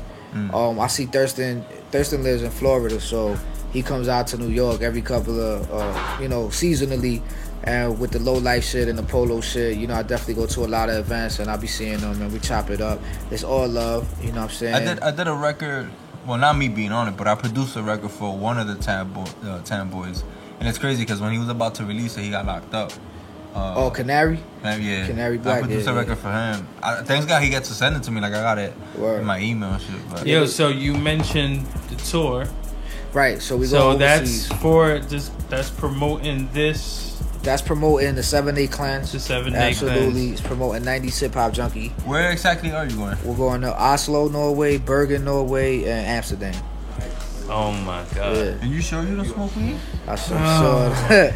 I mean, I might smoke out there. I might even pop some acid or something. But you smoked before then? I used to smoke too much. Okay, all right. I mean, just for the moment, probably just like a quick toke here and there, like. Yeah, but if you go to Amsterdam, like even if I go, I have to, even if I don't want to. Yeah, nah, I'm gonna try some shit out there. Don't get gas. Probably get some edibles or something. You heard that? That's gonna be a good time. Looking forward to that. And so you're going with. I'm going with my man DJ Brown 13. Shout out to him. That's my people. Shout out to the big homie. He's bringing me on. He's putting me on to that whole experience. So I'm blessed and grateful for the opportunity. Yo, take the advantage. You're the only artist on the bill. I'm me and Zeps. Zeps. He's an artist out of Brooklyn.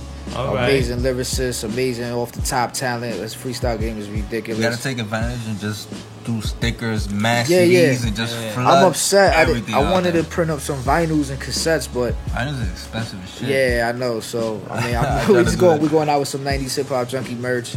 We're going out with some stickers, flyers, all of that. Just make sure they can track me back down. After our body shit.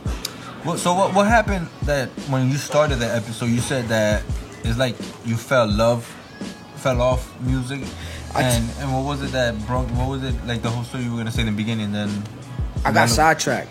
You know what I'm saying? Life will sidetrack you, man. Like I had a good little wave in my studio. I started learning how to mix my own music. The What If DJ Premier album mixtape. I mixed that whole shit myself. That shit sounds horrible, but. I started really getting in there and just trying to become a one-man army. Yeah. Point is, life sidetracked me a little bit. I had a baby.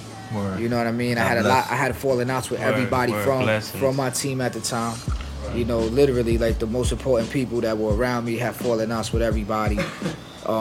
Moved. Financial struggles popped up. You know what I'm saying? Money slowed up a little bit. Shit just got real. I call it the dirty 30s. You know what I'm saying? Once that 30 hits you, man, shit just changed a little bit. Once you get on that third floor. Yeah, third floor is kind of hard, yo. People don't, you see how the elevator goes from the basement to the first floor, second floor? When it gets to the third floor, it's a little rusty. Slow up a little bit. It takes a little while before that door opens. Once that door opens, you're like... You know what I mean? It's a little dark on that third floor. Yeah. It's a little cold, And then it's a little realer, too, because you got to really figure it out.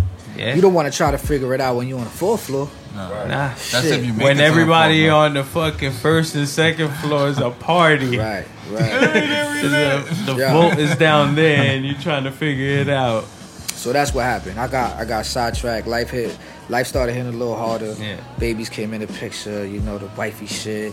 The bills got a little crazy. Where we live out here, the rent is no joke with the gentrification, all this bullshit.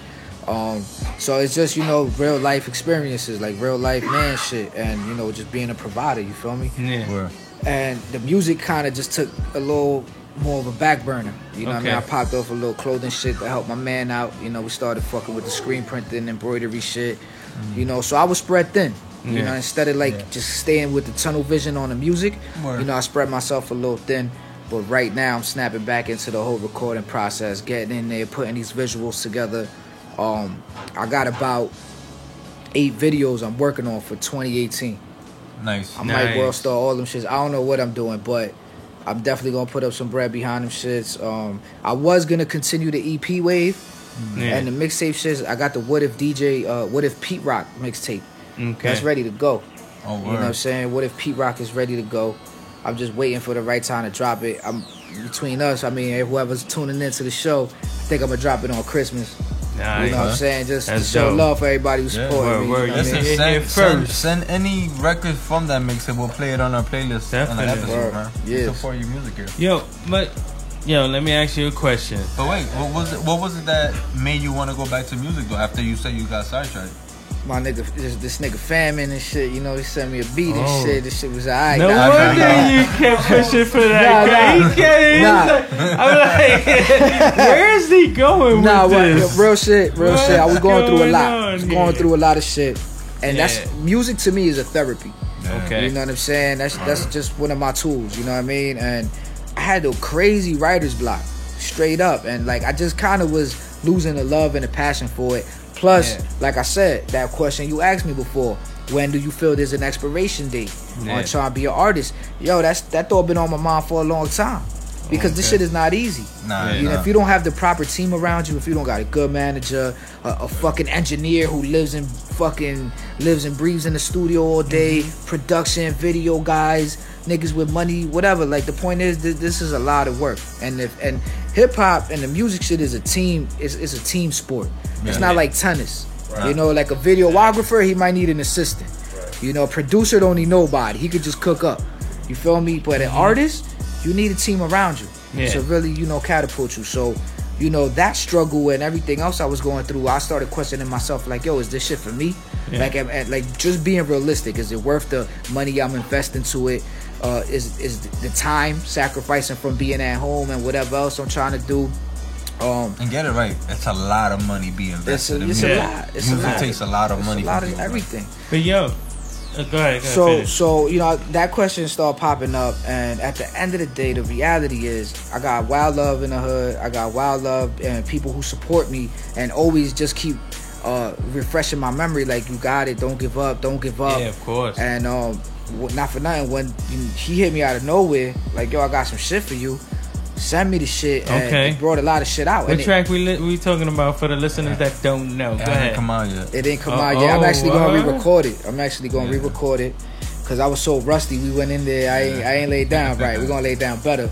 But I think it's called Fuck What You Telling Me.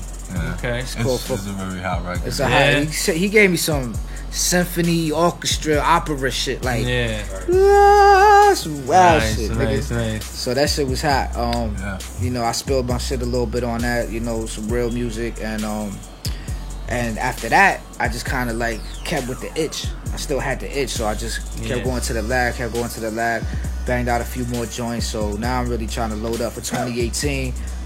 I got some of my best shit in the fucking hard drive that nobody's ever heard. Might as well give it all I got by putting out my best shit that I feel is up to date. And then, you know, if the shit don't, you know, click or really, you know, make some noise, then maybe I'll just fall back and keep it as a hobby, go in the studio every now and then, drop some shit on my social media, rather than really pursuing it as an investment or career path. Yes, because that's what I wanted to ask you.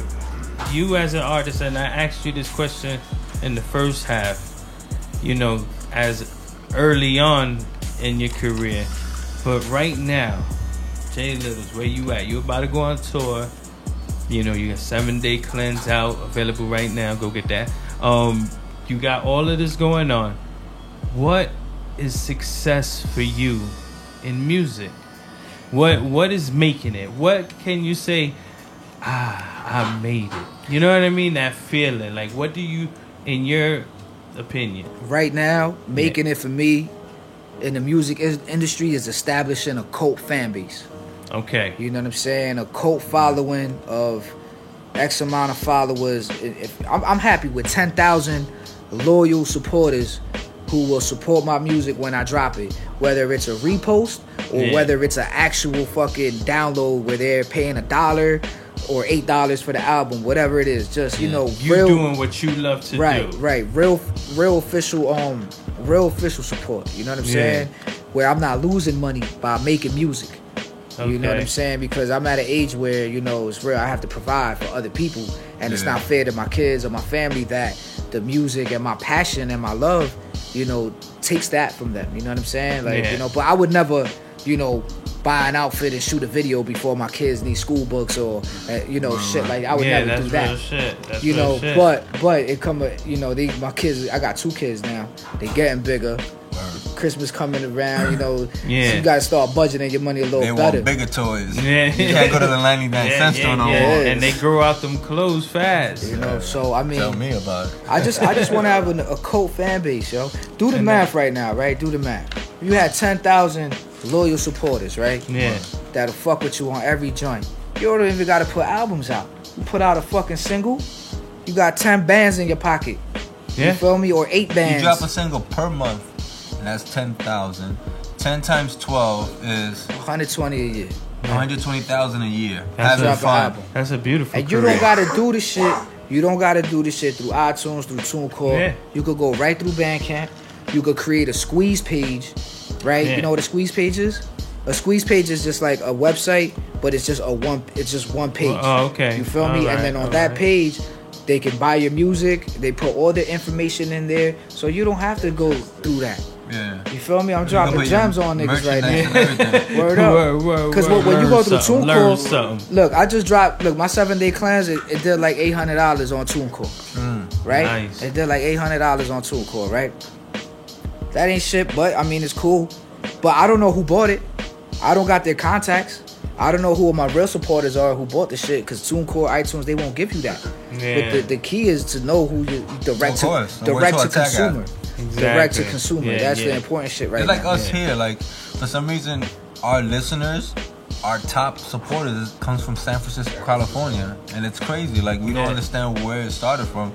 But, you know, you would expect us being from Union City in the Hudson County, we would expect, you know, to be in the Cali top 10. shows mad love. But in San Francisco, and now we're getting other places from California that's showing you support, and it's crazy. Like, you just don't know. Yeah. You don't know where it's gonna come from, man. Yeah. You gotta build it though. what. But yo, we on the second half. It's time to loosen up. Yeah, I put You some know pressure. how? I Yeah. put some It's like, pressure. what's going on here? Yeah, You yeah, know I what I put mean? some But Yeah, yo, pressure. let me ask you a question. Hashtag. Capital punishment or ready to die? Damn, yo, you just. Capital punishment. Yes. That's early. Yeah. I thought you were gonna need more time with that. Nah. Nah, I'm alright. biased. That was light work. I'm Alright, biased. But yo, let me Fuck ask it. you a question. Hashtag. Who had the best verse on Banned from TV? Ooh. And just in case if you Shit. don't remember the artists, I it's know he Big remembers. Pun, Cameron, Yeah. Nature, Kiss, Styles, Nori. Pun was on that. Of course. But I don't think Pun had the best verse. Yo, Nature kind of bodied that shit. Yeah. Yeah. A lot of people say Nature here. Yo, Nature bodied that shit. Yeah. I'm going with Nature. I'm gonna get I'm an Word. underdog. I'm an underdog type of nigga. Yeah, that's dope. But yo, let me ask you a question. Why you so You excited? know, bro? I gotta, huh? you look mad excited, bro. No, because it's good to get. Oh, we got a this hip hop view. head in the building, so you gotta take advantage. Yeah, exactly. can't- Don't It's tell good me to get little this view. little Uzi or little Yachty. No. I'm gonna be cloudy on that one, my nigga. nah, I'm going with Uzi, B. Yeah. Yo, I can say I like Uzi better than yeah. Yachty. Nah, but we're not gonna go into that. We got a hip hop. Nah, right there. yeah, good. Yeah, all right. Who had the better verse to you on the what? Mr. Biggie. Method Man or Biggie Smalls? Yeah. Come on, we're slip it to my you don't know what. I'm gonna go with Meth. I'm gonna go with Meth. Okay. I'm gonna go with Meth. And I got nothing against Biggie because I've already turned Biggie down twice on this shit. It's okay. No. Listen, It's third there's time. no- Third time is the charm. It's okay. We got Big Pun supporters in Yo, the building. let me ask you a question. Hashtag. Who had the better verse on Renegade? Jay-Z or Look at Eminem? him like, why you ask me that? Hands down, man. Hands down. Wait. Hands down. Man. I think my headphones went up. What you said, Eminem? Yo, There's no right or you wrong. disagree? No, of course. Eminem. Yeah, M destroyed him. No, it's just all the answers you're giving are like the ones that Yeah, I and I'm like. not even gonna ask. I'm not even gonna ask. Why? I'm not even gonna ask. Okay. You want me to ask it? Go ahead. I won't even. He wants to know Yeah, I want to know. Go ahead. who had the better diss song between Ether and Takeover. But he didn't want to ask you because he said you're a Nas fan, so you're gonna go automatically. with Yeah. Nas. Why you think Nas is better than Did you really feel like you didn't feel like it was like generic? Like you know why? could Because really say that, yo, like, all right, I'm gonna tell you why. Ether was like a song. It was kind of like a song. It was like kind of like a song. Yeah, but like fuck Jay-Z. Yeah, you know what I'm saying? Like then that Let's beat though, remind beat though, my nigga. Yeah. Come on, how that Yeah, beat, nah, I mean- that beat. It was just kind of like the energy. The beat And then was, the name was Ether, and like he really, when you heard the song, you were really like, yo, he really got Ether. Like he really, it was the sound of the beat. Like, oh man, everything about I really it. think. I get hyped. Besides man. that, More liquor, man. besides that, I really think that a lot of people were doubting that Nas was gonna come back.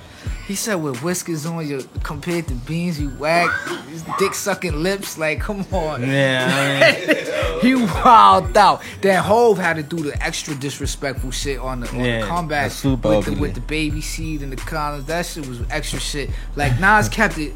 He ripped him. He ripped It him. just Jay was mad. You could tell Jay was Jay mad. went at him. He had was to. mad. He had to come out with some. all right. So, all right. So, who you feel won the battle between Jada and Beans? Ooh. I say Jada. I say Nah. I say Jada too, man. Cause see, and it goes back to this. Yeah. The beat selection. He clowned him on that Nah, but when Beans, Yeah. damn, when he ripped him on his own, He's like- shit, what? But you talking about the Oh, Gloria, wait. the Gloria Estefan joint? That was Kiss. Was that That's to what I'm 50? saying, Kiss. That was to Beans, right? Yeah. that that's wasn't a to big- 50. Nah, we I don't know what happened. I think. No, let's not even go there. Yeah, we know what happened when With 50. Kiss got at 50. That Nobody heard Jada Kiss shit, bro. Oh, Let me ask you something. What's your favorite trap Oh, nigga? hashtag. What's up? What's your favorite like new trap nigga? Right now? Little Uzi. Nah. Little Uzi. Nah, you know what? Little Uzi, he has a dope feel, but I think you like- lost love for him I after his I album. like Triple X. I think he's real dope. Temptation, right? Huh? Oh, Tentacion. Extension. Yeah, he's pretty dope, yo. And he's like a crossover of like a lot of stuff. Yeah. See, there's a lot. See that. There's a lot of rock and roll. And, Right. And you mentioned the word earlier. Right. Ravers. Right. Because in high school, that's what we called them, ravers. Word. And now that's kind of hip hop. I just had this conversation at the little J.O.B.Z. Imagine the ravers at lunchtime spitting 16s. That's what's going on. It's cool now. Yeah. That's why I'm like, it's just weird, man. I mean, like, I don't know. We could talk about this shit all fucking night. Who's your top 4 artists of all time? Like in your list. Now what people think. Yeah. Oh, we know Nas. What about the rest 3? No particular order. Big L is in there. Kool G Rap is in there too, yo. Cause he fathered a lot of niggas. Like he was he was like one of the people who helped evolve the super greats, like the Nas's and the motherfucking Jay-Z's and shit like that. But I want to say Pun, Nas, L, M.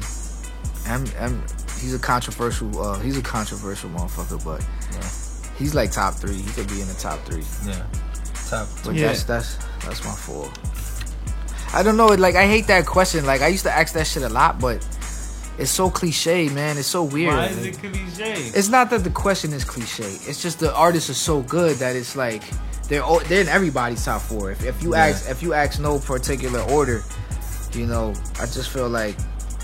I mean, you don't ever hear KRS One in that shit or like fucking. Because I think a lot of people like they fake when they mention the KRS Ones and LL. Like if you coming from our era, I don't expect somebody to say KRS One is my favorite of all time. Right, you know what I mean? right. I know they know who he is, but dog, like you didn't grow up on KRS One. Don't lie, like you know what I mean? That's what I mean. Like I won't mention KRS. I know who he is, but to me, I started fucking with KRS One when Step Into the World came out, and that's like super late. You know what I mean? But what if they did their research and connected with him, like later on? Maybe they didn't go through the time period, but because a lot of people. I'll be honest, with them, all those people from that era, like Kool G Rap, Big Daddy Kane, it's hard for me to Yeah, see my that. father listened to that shit. Shout out to my pops. That's what I'm saying. Word. But that's what I'm saying. Yeah. Like us, I think they lying if they say that's what I grew up on. Like I know you know who they are, but don't come and be like you can't break down old Big Daddy Kane's album. People won't do that. Facts. Yeah, You know it's what I'm true. saying? It's true. People ain't gonna do that. Things don't be knowing. Word. So But yo, let me ask you a question. hashtag. What was your favorite TV show growing up? Ooh, Martin. Martin. Martin. All right, now, Jay Littles, if you can put yourself in any TV family, Oh, that's easy. yeah, In any TV family? Yeah, what TV family would you fit in best? Baywatch. With the bitches. Nah. Oh, that's what I was gonna say that to Anderson be is stupid. at, right? Yeah. I was gonna say that. That was funny good. shit. That was good. But Nah. what's your Fresh Prince. Fresh Prince? Yeah. That's dope. Yeah. We cool. get those. We get those. Fresh Prince. They chilling. All right. Baywatch was nice. Though. They So- was chilling. But yo, let me ask you a question. Yo, Okay. if you could collab with any artist, Right now. dead or alive, budget is not an issue. Dead or alive, who would it be? And who would produce the track? And what kind of track would it be?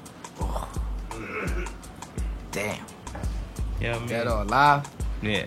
I do some shit with Bob Marley, son. Word. Nah. Okay. I mean, in reality, I'll probably do some shit with like, damn. I don't know. That's a good question. Yeah. That's a good Yo, that's a question. fucking good question, man. Thanks, bro. You gotta Thanks, think. bro. Cloudy. It's so it's you know what's crazy, man. Now that you know where we're at now in hip hop and shit, Yeah. there's so many fallen greats Yeah. that we'll never get back. Like with Prodigy passing away, that was Yeah, word. that was a shock. I ain't You gonna know? front. R.I.P. I think that's the first loss that I actually like. A little thug tear came out of my eye when I was telling Yeah. my wife about it, because they caught me off guard. Like we were just All passing them by, and I had the radio on, and they already said like, "Oh, this Yeah. person, whatever." I was like, "Oh, another person." They was like, "Yeah." So shout out to the whole Infamous and rest of. Yeah. I said, she's like, "What happened?" I was like, "Nah, you just don't understand." Like, I'll be honest with you. It took me like, and that day we had an episode to do in the podcast, and I was like, Yeah. I was kind of in shock. I wanted to actually do like a whole thing about him. Yeah. So to piggyback off what he said, the first artist, legend that passed away that gave me like that same feeling was Guru. Okay. When Guru passed Yeah, away, that Guru was a big Yeah, inspiration. word. I never put him in my top 5, but as far as being influenced as an artist, as a writer, Yeah. I listened to a lot of Guru growing up. Well, how? And that's also why DJ Premier is my favorite producer. You know what I'm saying? okay. But the point is, Guru knew how to come with that substance, that Yeah. powerful music, that real shit, how to drop gems and educate and, just make powerful music. You feel me? Yeah. That's where I get that from. Okay. I get that from Okay. him, listening to him. And then I'm able to write, little R&B shits for the, for the ladies fucking with LL. You know what I'm Yeah, saying? nice. So I have my influences, Yeah. but as a writer, as like, being competitive, wanting to be the best MC, I get that from like listening to Nas and listening to Pun. Okay. They would so, just go off. So, you know what I'm saying? who would you do the track with? I would do it with Guru for sure. So you do it with Google. Yeah. And who would produce the track? It gotta be Primo. It gotta be Primo. It gotta be Primo. Okay, Or bet. or Dilla. I was gonna say. I was You know gonna what's say. crazy? Alright, so check this shit Shout out. out to Willie Boy. That's a good. All right, let me ask you that. You answer that question before I answer it. Who, me? Were you crazy about that? Because you're an amazing producer, man. Like I am? your boom bap shit is next level shit. Thank you, man. I think you're the first person that ever Nah, said that. yeah, that's for sure. Not for real. But were you like crazy influence or a fan of Dilla? What happened? I just Thug tears. felt like it was the proper moment because Yeah, you Yeah, have that on that's just- video? Yeah, right? you got that on. That's what's up, nigga. That's what's up. You got Hey. Yeah, sometimes For you gotta 16 years, at salute least and somebody, yeah. yeah, and applaud niggas that. know fam. It's got hard that to heat. show love, especially niggas from our era. That that's not. That's cool, though. But you continue. All right, all right. Yo, that Oh, was tax mix. Oh nah, man. I never saw Jay Dilla crazy, man. Right. And like, it sucks that I say this because I think after a while people catch on to the podcast, they're gonna feel like I'm disrespecting him. Nah, it's cool. But R.I.P. to the legend. yeah, definitely rest in peace to him, man. No disrespect But my at thing, all. this is where I come from as a producer, right? My favorite producer of all time, it's RZA, Alchemist. RZA, Havoc, and Dre, right? Okay. Because the reason why I say those because each producer I mentioned has their little tree. When I say RZA has Fourth Disciple, True Master, Mathematics, and others. When I say Havoc, Alchemist, even Prodigy did beats. When I say Dre had Eminem, Scott Storch. He has a lot. They have a whole thing. So my thing with Jay Dilla, maybe I feel like I'm taking it personal, which is why I shouldn't say this, but I feel like people put him such in a high pedestal after he passed away. That's one, and I feel like you shouldn't mention Jay Dilla in a sentence of top producers if you're not gonna put RZA. Okay, yeah, nah, that's You know what respectable. I'm saying? Because not for nothing, and it's crazy because the last episode we dropped with Grungy, he was breaking it down because he's a producer about Jay Dilla's and his history. And he said it. He said a lot of people, when they first of all, people that love Jay Dilla are producers. You really don't hear a lot of artists like loving him as the number one producer, right? Right. And two, when people talk about Jay Dilla, it's more like what he did on the record. Right. But not the name of the record. Got you, yeah. You know what I mean? Like the science behind the record, like the way he used the kick and the snare or the bass. But it's now more like RZA be like, yo, when RZA did Cream, or when did Triumph, or when, you know what I'm saying? So that's where I come from with the Jay Dilla situation. Not saying that he's not a great producer at all, but I just feel like it's one of those things, like, you know, like I feel like they never gave him that big love when he was alive. Got you. Like now. Nobody gets that love, man. I mean, now they starting to do it, but well, before I cut you up, one thing I did appreciate the love that Prodigy got when he passed away. Yeah, like it was amazing. Like Instagram was just picture after everybody who I was scrolling, it was just Prodigy and Prodigy, and especially from a lot of artists, because there was a period of time that Prodigy was just beefing with everybody. You know what I mean? And it was just because the way he was feeling. You know what I mean? And it was just the love he was getting. That's one thing I was like, yo, at least people show him that. Yeah. But yo, let me ask you a question. Kelly from Saved by the Bell or Topanga? Topanga. From Boy Meets World. Topanga. Got Topanga. What about the other Kelly? Oh, all right. Battle of the Kellys. Kelly from Saved by the Bell or Kelly Bundy? Ooh. Kelly Bundy. Damn, so Kelly's getting no love. You know what Saved by the Bell no love. Kelly Bundy still popping, my nigga. You know what is it with Kelly? You know what is it with Kelly Bundy? Yo, like she looked like a thot. Oh, in our age, yo, even back in the day, like I ain't gonna front, like it was hard for me to picture Kelly like being a thot. Like she was too much of a nice girl. Like, you know what I mean? Like the other one was just straight like. I mean, that word wasn't invented at that time, but... But, yo, let me ask you a question. Because we got a night... Growing up, your mom gave you $1. Okay. What candy you grabbing? I was doing... I get the quarter water. Talk to me. Right. Quarter water or the juice? Well, it is a juice. That's what we used to call juice. I'll probably get the blue one or the red one. I mean, that's all they had, the grape one, the blue one, the red one. Oh, I'm sorry to cut you off. Cavaliers one. All right, go back. Right. So the quarter water, right? I always did the motherfucking sour cream and onion. The potato chips? Yeah. Growing up, sour cream and onions, right? And then the motherfucking Philly, my nigga, because that shit was 50 cents back in the day, my nigga. Damn, so that's how you used to budget that dollar, you feel me? And notice he said Philly. And then it was a Philly. Yeah. Because you had the White House too, but White House and Philly. you know what I'm saying? I was fucking with the Phillies, right? Boom. right? That shit was 50 cents. My quarter water, my bag of chips. Then I hit the block, and instead of going half on the bid-ag, I'd be like, yo, I got the Philly, though. You feel me? That's real. And then, All right. sneak my way in a cipher like that. You feel me? All right, but yo, let me ask you a question. Morning time, Jay Littles wakes up. What is your favorite cereal? What cereal do you want? Cinnamon. Oh, shit. Hold on. I got to tap my What, Cinnamon Toast Crunch? Cinnamon Toast Crunch. That's my shit. But not for nothing. Let's keep it real. Cinnamon Toast Crunch is expensive for those that don't be having paper like that growing up. Yeah, I mean, Because I got Cinnamon Toast Crunch when I got older. Like in the beginning, I couldn't really because it was expensive. I It was used like to $5 or $6. You never got the generic version of Aldi? No. It was like $2 less. Same shit for $2. Yeah, it was. $2 a big difference. What, less grandma sugar? doing the compra.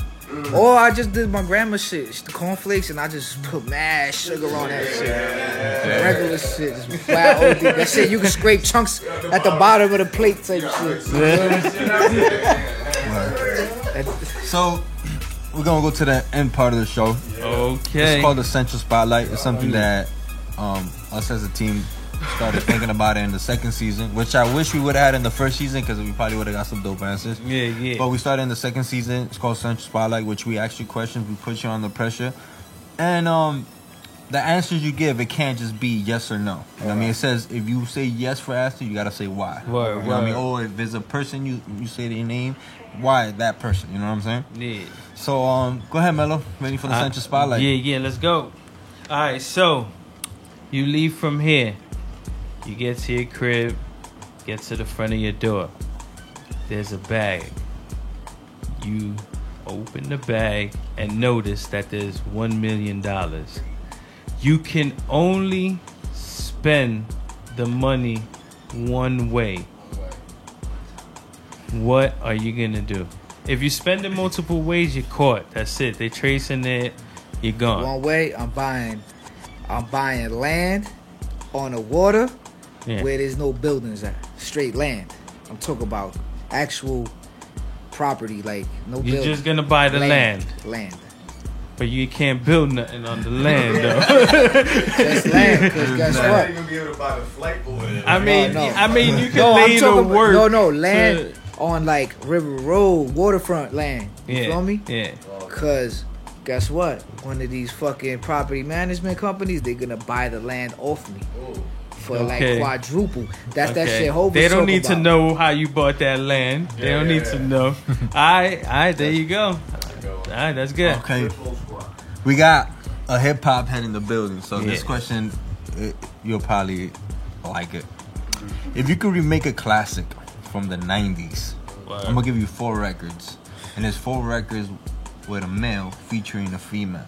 If you could remake it, doesn't matter which song it is. Word. Would it be Method Man with Mary J. Blige, All I Need Is You? You have Ghostface with Mary J. Blige, All I Got Is You. You have Jay-Z with Mary J. Blige, Can Knock the Hustle. And you have Nas with Lauryn Hill, If I Rule the World. It's But that remake it how though? Not like, let's say you could just remake it with the same chorus and the same beat, but instead of the verse of the male, that's your part. I gotta go with Lauren.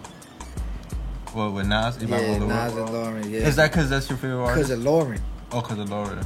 Lauren is so like nostalgic now. You know her accomplishments. Well, that's true because she don't have so much work out there. Right, so- Mary, not knocking Mary, because No, I seen Mary J perform live and everything. You on. If you got a Mary feature, Yeah, you on. did it. Yeah, you got it on. for sure. But Yeah. if you got Lauren feature, like who got a Lauren feature? Yeah. You That's feel me? like finding She's the like- rare Pokemon Right, and shit. she's just like nostalgic. You feel me? She on tour now too. If I Rule the World. All right, there you go. All right, so we good. Double R almost busted his ass. All right, we It's good. okay. We good. All right, yeah, we on the clock. All right, so if you, Jay Littles, could have any superpower, what would it be? And Damn. what would your superhero name be? Ooh. Damn. My superhero name would be Rompe Todo.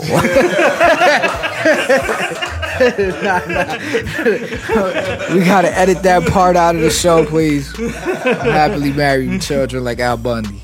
Man. I don't know, man. It would be not to age, yo. Like on some Wolverine shit, like, you know? Don't the Twilight dudes do that? The movie Twilight? Regeneration, yeah. Some regeneration. That's dope, yo. You'd be like 100 years But old. what would your superhero name be? Yeah, my phone, I'm sorry, yo. Grab that, yeah. That's my girl. She heard that shit and now she calling me. What it is. For everybody who think I'm lying, that should say wifey on it. Yeah, it really does, yeah. I'm not gonna pick it up. Yeah, but what would your name be? You got me in trouble, B. Nah, she heard you. So yeah. it would be regeneration, some shit like that. You know what I'm saying? Some Wolverine shit. I don't know what the name would be, man. I don't know. You just littles. Nah. I got bullied on for that shit when I was a kid. I don't know, man. Probably, I don't know. You got me. You gonna have to give me that name. Yeah. I don't know. Nothing's coming to mind. It'd be Vodkiller. My name would be Vodkiller. Right there you go. All right, so I know I'm supposed to ask one last question. I want to ask him one question before we go to that one. okay. If you were lost in an island, right? Not an island, the water. You ever seen Titanic? The movie? You know they die in the end, right? Yeah. All right. Let's say if you were in the situation as the girl, and you were in this island, and there's 3 people in the water that you could save besides yourself, and those 3 people in the water is Nas, Big Pun, or Guru. Who will you let die out of those 3? I got the funniest joke, but I can't say it. But anyway, only one you gonna wait. How many? You're gonna let go one. One of them is not gonna make it. One of them is not gonna make it. No. Would it be Guru, Nas, or Pun? Come on, man. Where y'all getting these questions from, yo? God damn. Oh God. Fuck. Oh, well, you just throw yourself and just let them say Nah, fuck that. I got kids. Fuck it. I got kids. I'm the love of hip hop. I'm gonna let Nas go, but I make sure I'm gonna get his book of rhymes before he leave. I'll be like, yo, I'm gonna keep your legacy alive, big. Yo, wait, hold up. Before you go, no rules today. I gotta ask you this question, right? You have the responsibility to leave behind. Yo, as a matter of fact, shout out to Rude Blaze. As a matter of fact, because you have a responsibility to leave behind a time capsule of what you feel represents hip hop in the best way.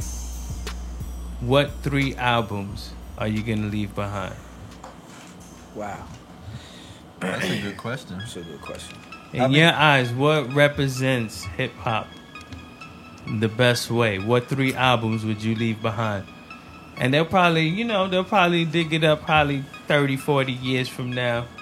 See what you felt. That's how I'm gonna fuck it up right here, right? And I don't know much about them, but if they had an album, it'd be their first album. I know they got an album. It'd be George Clinton, Parliament Funkadelic shit, right? Yeah. Because that's kind of where hip hop like the funk started type shit. You feel me? Yeah. Okay. The funk, right? All right. Then we're gonna follow that up with Rakim. Okay. And Eric B. And Pay the Full joint. Because those are another set of artists that evolved hip hop. Yeah. You feel me?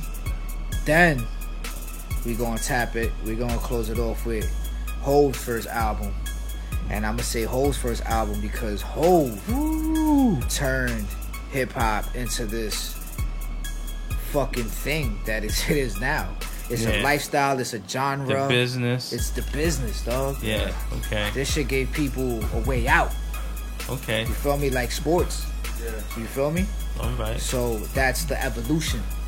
All right. You got George Clinton and them, Zulu Nation and shit like that. Yeah. They was big, instrumental in the beginning stages. Is that where Africa Bambaataa come from? Or Yeah, not? yeah. Africa Bambaataa. That Exactly. feel, that vibe. It's yeah. not really hip. I mean, it could be considered hip hop. If they said that was like the first hip hop shit, I don't know. Sounds like Listen, I don't know. I'll be because the of what's first. going on into these days, they calling that hip hop, then yeah, that's hip hop. I'll be the first to tell you. I don't know. I'm not a historian. I'm not a connoisseur. yeah. I'm a lover and a student of it. As Okay. I grow with y'all, Yeah. and the times I learn more and more. Yeah, You know what I'm word, saying? word. There's so much more to soak up, but you know, it is what it is.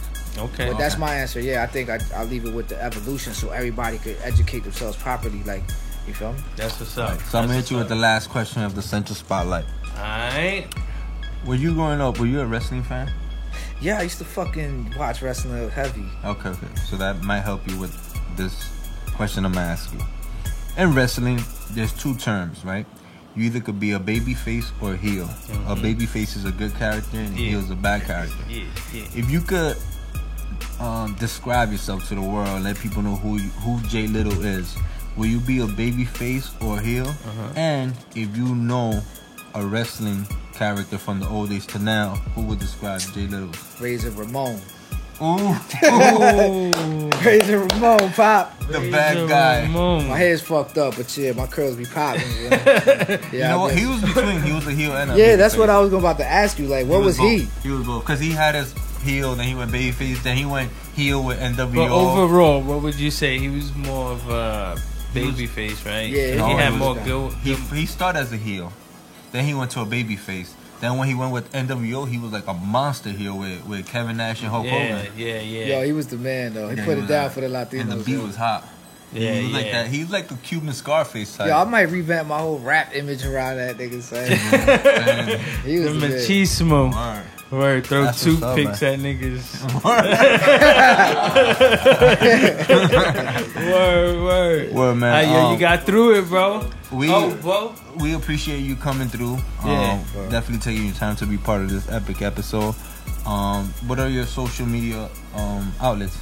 Yo, my IGZ is J.Littles, the letter J, D-O-T, Littles, spelled out. Same on the Twitter. Facebook is JAY.DOT space Littles. And that's it, man. Follow that 90s Hip Hop Junkie page too, you heard? If you're from that era. Word. Yo, Fuck wait, with hold up. I can't let him leave without spitting something. Usually, we extend the invite, surf the cloud and all of that. Yeah. But we asked the extra questions and we couldn't put that Yeah, that's extra, cool. you know what I mean? So, I'm going to give you the stage. Let's get it. You Word. do your thing. All right. Do your thing, all right. spit, do your thing. And yeah. All right, let's get it. I said, heavy is the head with these curls on my flat top. It's the kid with the crack rock flow from the back block with gats pop. Cause most of these brothers are have-nots and have lots of green. By any means is man's plot. So I'm slap boxing beats and giving them aneurysms. Please pardon my mannerism for skipping my catechism. I was misguided, my clique sided with sick-minded individuals that have flipped for some chips I'm in. A never-ending war, so these lyrics are bombing. And these times we're living in, son of bullshit is common. Sick of these horror sounds, most of these artists are watered down. I flipped a quarter pound, hoping my music gets off the ground. A breath of fresh air is what I bring to the table. On my independent grind, who the fuck needs a label? When you edit your own vids and put in them long bids in your own studio, sacrificing your poor kid so he could have the silver spoons you couldn't grow up with. I spit that organic shit real niggas can fuck with. So suck dick if you disagree. I cook the beat like fricassee, no sympathy on symphonies with the sound of my sentiment. Every bar's permanent. If music ain't touching the heart, it's irrelevant. Benevolent bars that hit you from my tenement yard. Ivory tusk flow, I'm dodging elephant scars. Ellen get lord. I told you I'm the shit, homie. The most rapping straight sounding like shit, homie. Jay Littles. Ooh, Tony Central Podcast. Exclusive. Cloudy. Yeah, Is this yeah. the first time you spit that verse? Yeah, it is. And he didn't use the phone. It is. Word. It is. Word. No, I'm Hey, not saying nothing about you. No. It just- Yo, I'm before we retired. close I'm this shit retired. out, I'm hold retired. on. Before we close this shit out, me and this nigga Famin got a monster joint. It's one of my favorite fucking beats. What's new one? up? We shoot a video to that or what? What, for the one for my album? Yeah, this shit on your I shit. forgot about Talk to him. Son, I need to get the confirmation Talk now. to him. No. I told love you. that beat. I told you when I wanted to do the video in the winter. Oh, okay, 'Cause okay. I Yeah, you I did feel say like that. in the summertime that record's not. I need it to be You know what I mean? That when you rap, yo. the smoke comes out your mouth. I'm bringing this nigga back, man. Edit some violins behind this part right here. Go ahead. The what? What you saying right here? Put some violins behind it. No. It's just very sad. You know what is it? It's just we did the record a long time That's ago. what I'm saying. It should have been. You know what's crazy is I had my album, and then I stopped. I was like, you know what? I'm not even gonna do my album. And it's crazy because the only song to finish was that song, right? And I would talk to every week. My brother's been incarcerated for over 11 years. Wow. And I talk to him every week, right?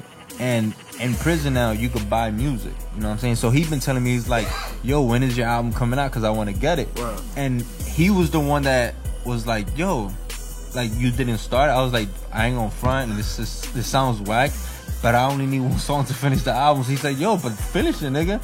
And that was the song, All With You. Because you sent me the verse a while ago, and it was like, I used to hear it, and then this dude did the chorus. I can't pronounce his name. Yeah. And I was like, the record's hot. And I had my verse, and I would talk to Red. I'd be like, yo, let's go to the studio so I can record it.